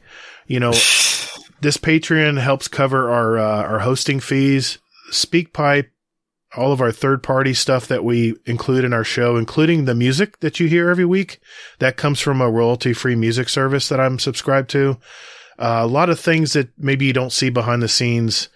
And, it just helps us cover that stuff where we don't have to worry about, all we have to worry about is producing some content, right? Making sure our content's good. So, we thank you all very much for that.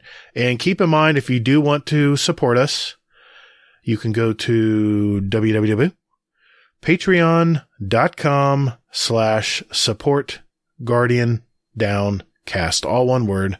We have, I think 5 tiers, and we tried to make them interesting. So, hopefully you'll check that out. And if you want to support us, that'd be great. That's a wrap, Hazel. Another episode in our collection. For our listeners out there, we have 131 other episodes with interviews from gamers all over the community. So if you're just finding out about us, look at our back catalog. We have all kinds of great interviews with gamers all over the Destiny community, content creators, community members, even family members like last week. So, it's been a good ride, man. I gotta admit, one thing I wanted to say was it's kind of nice to just have a one-on-one podcast show, Yeah, I mean, don't get me wrong. I love hearing people's stories and talking with guests that come on the show, whether community members or content creators, but it's nice to just sit back and just the two of us bullshit, and talk and catch up. I can tell you you're wrong and, it's just you and me. Yeah. Yeah, there's not a third party. There's no witnesses, right? So, thanks for that, man. And I think we're going to do this a little bit more this year than we did last year. We'll have a few more, just us, where we can kind of talk and catch up on things. So, looking forward to that. We have some really cool guests coming up before Witch Queen. So yeah, like I said, check us out.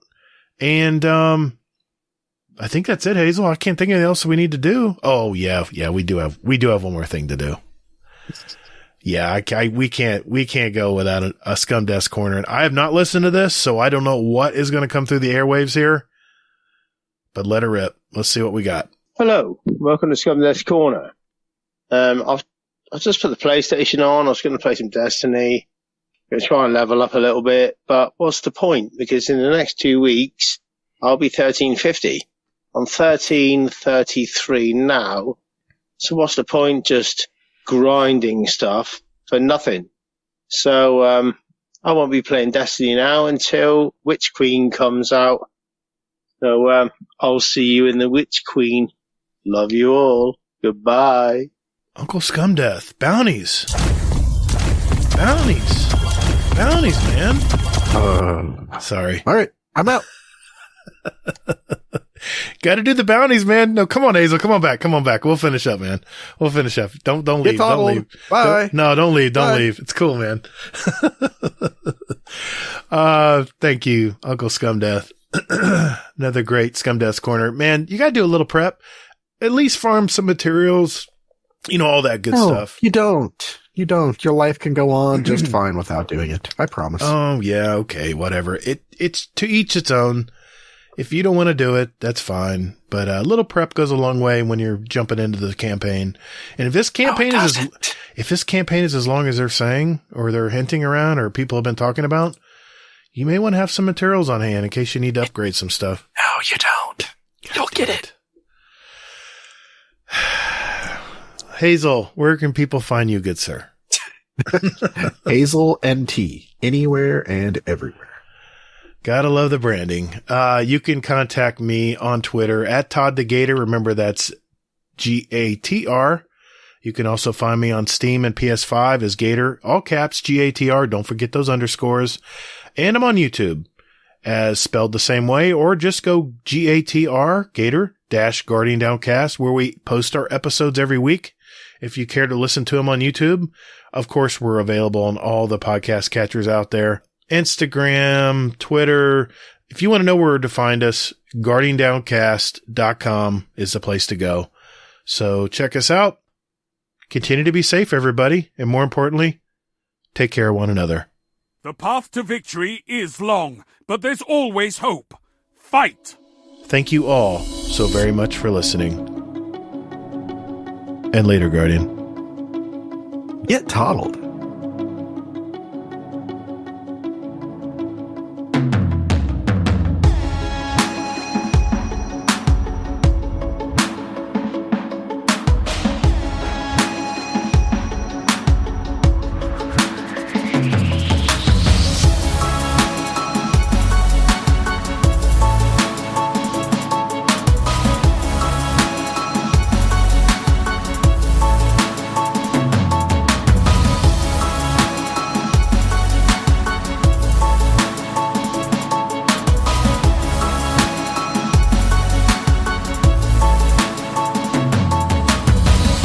hey, Dan Finity. Hey, man. Thanks for coming back on the show. You know, I don't know if you knew this or not, but we celebrate 2 years of podcasting tonight. What do you think of the new? What do you think of the new place, man? It's a lot. Yeah. It's Yeah. It is a lot. There's a lot of beer cans around here. Whose are these? There's like, I've picked up like at least 10, like since I walked in here. I got you guys a garbage can for your anniversary, by the way. Oh, thanks. Good. Man. Hazel can use that. Yeah, those are mine. I kind of had a small party. It was just Ohio people. Oh, So- okay. Yeah. Well, I mean, Sorry. just Ohio people. Great. Okay. Well, it couldn't save any for the Hoosier that's coming on. That's cool. All right, Yeah. that's fine. Damn it, Hazel. What the hell, man? I'm trying to impress this Yeah. guy. Another, just one other thing that I need explained before we continue. There's a stack of skin mags over in the corner that look like they've been dragged out of a woods. Oh, yeah. Yeah, those were easies. He Yeah. left those here. Oh. He said he'd be right back, and that was like 90 episodes ago. Yeah, we just can't throw them away, man. I mean, that's what do you Yeah. do with those? You know? Yeah. What else do you look at in the bathroom? I mean, your phone. That's what I was gonna say. Yeah. Oh, I mean, you keep maybe up current maybe events. it's just me. Yeah. I mean, when was the latest issue of that in that pile? Do you actually think we look at the dates? I mean, Hazel. I I'm read it for curious. the articles. Yeah, Okay. exactly. All right. So I think there's words in there, isn't there? yeah, articles. I can I read. mean, there was a Maxim in there, so I mean, that Oh. was fairly recent. Oh, well, yeah. Well, I mean, come on, man.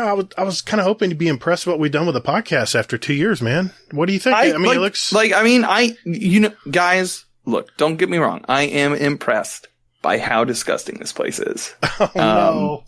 This is good work. Good job. Yay! Proud of you. Yay. We did it. We made it. Huzzah. You made it, Yay. guys.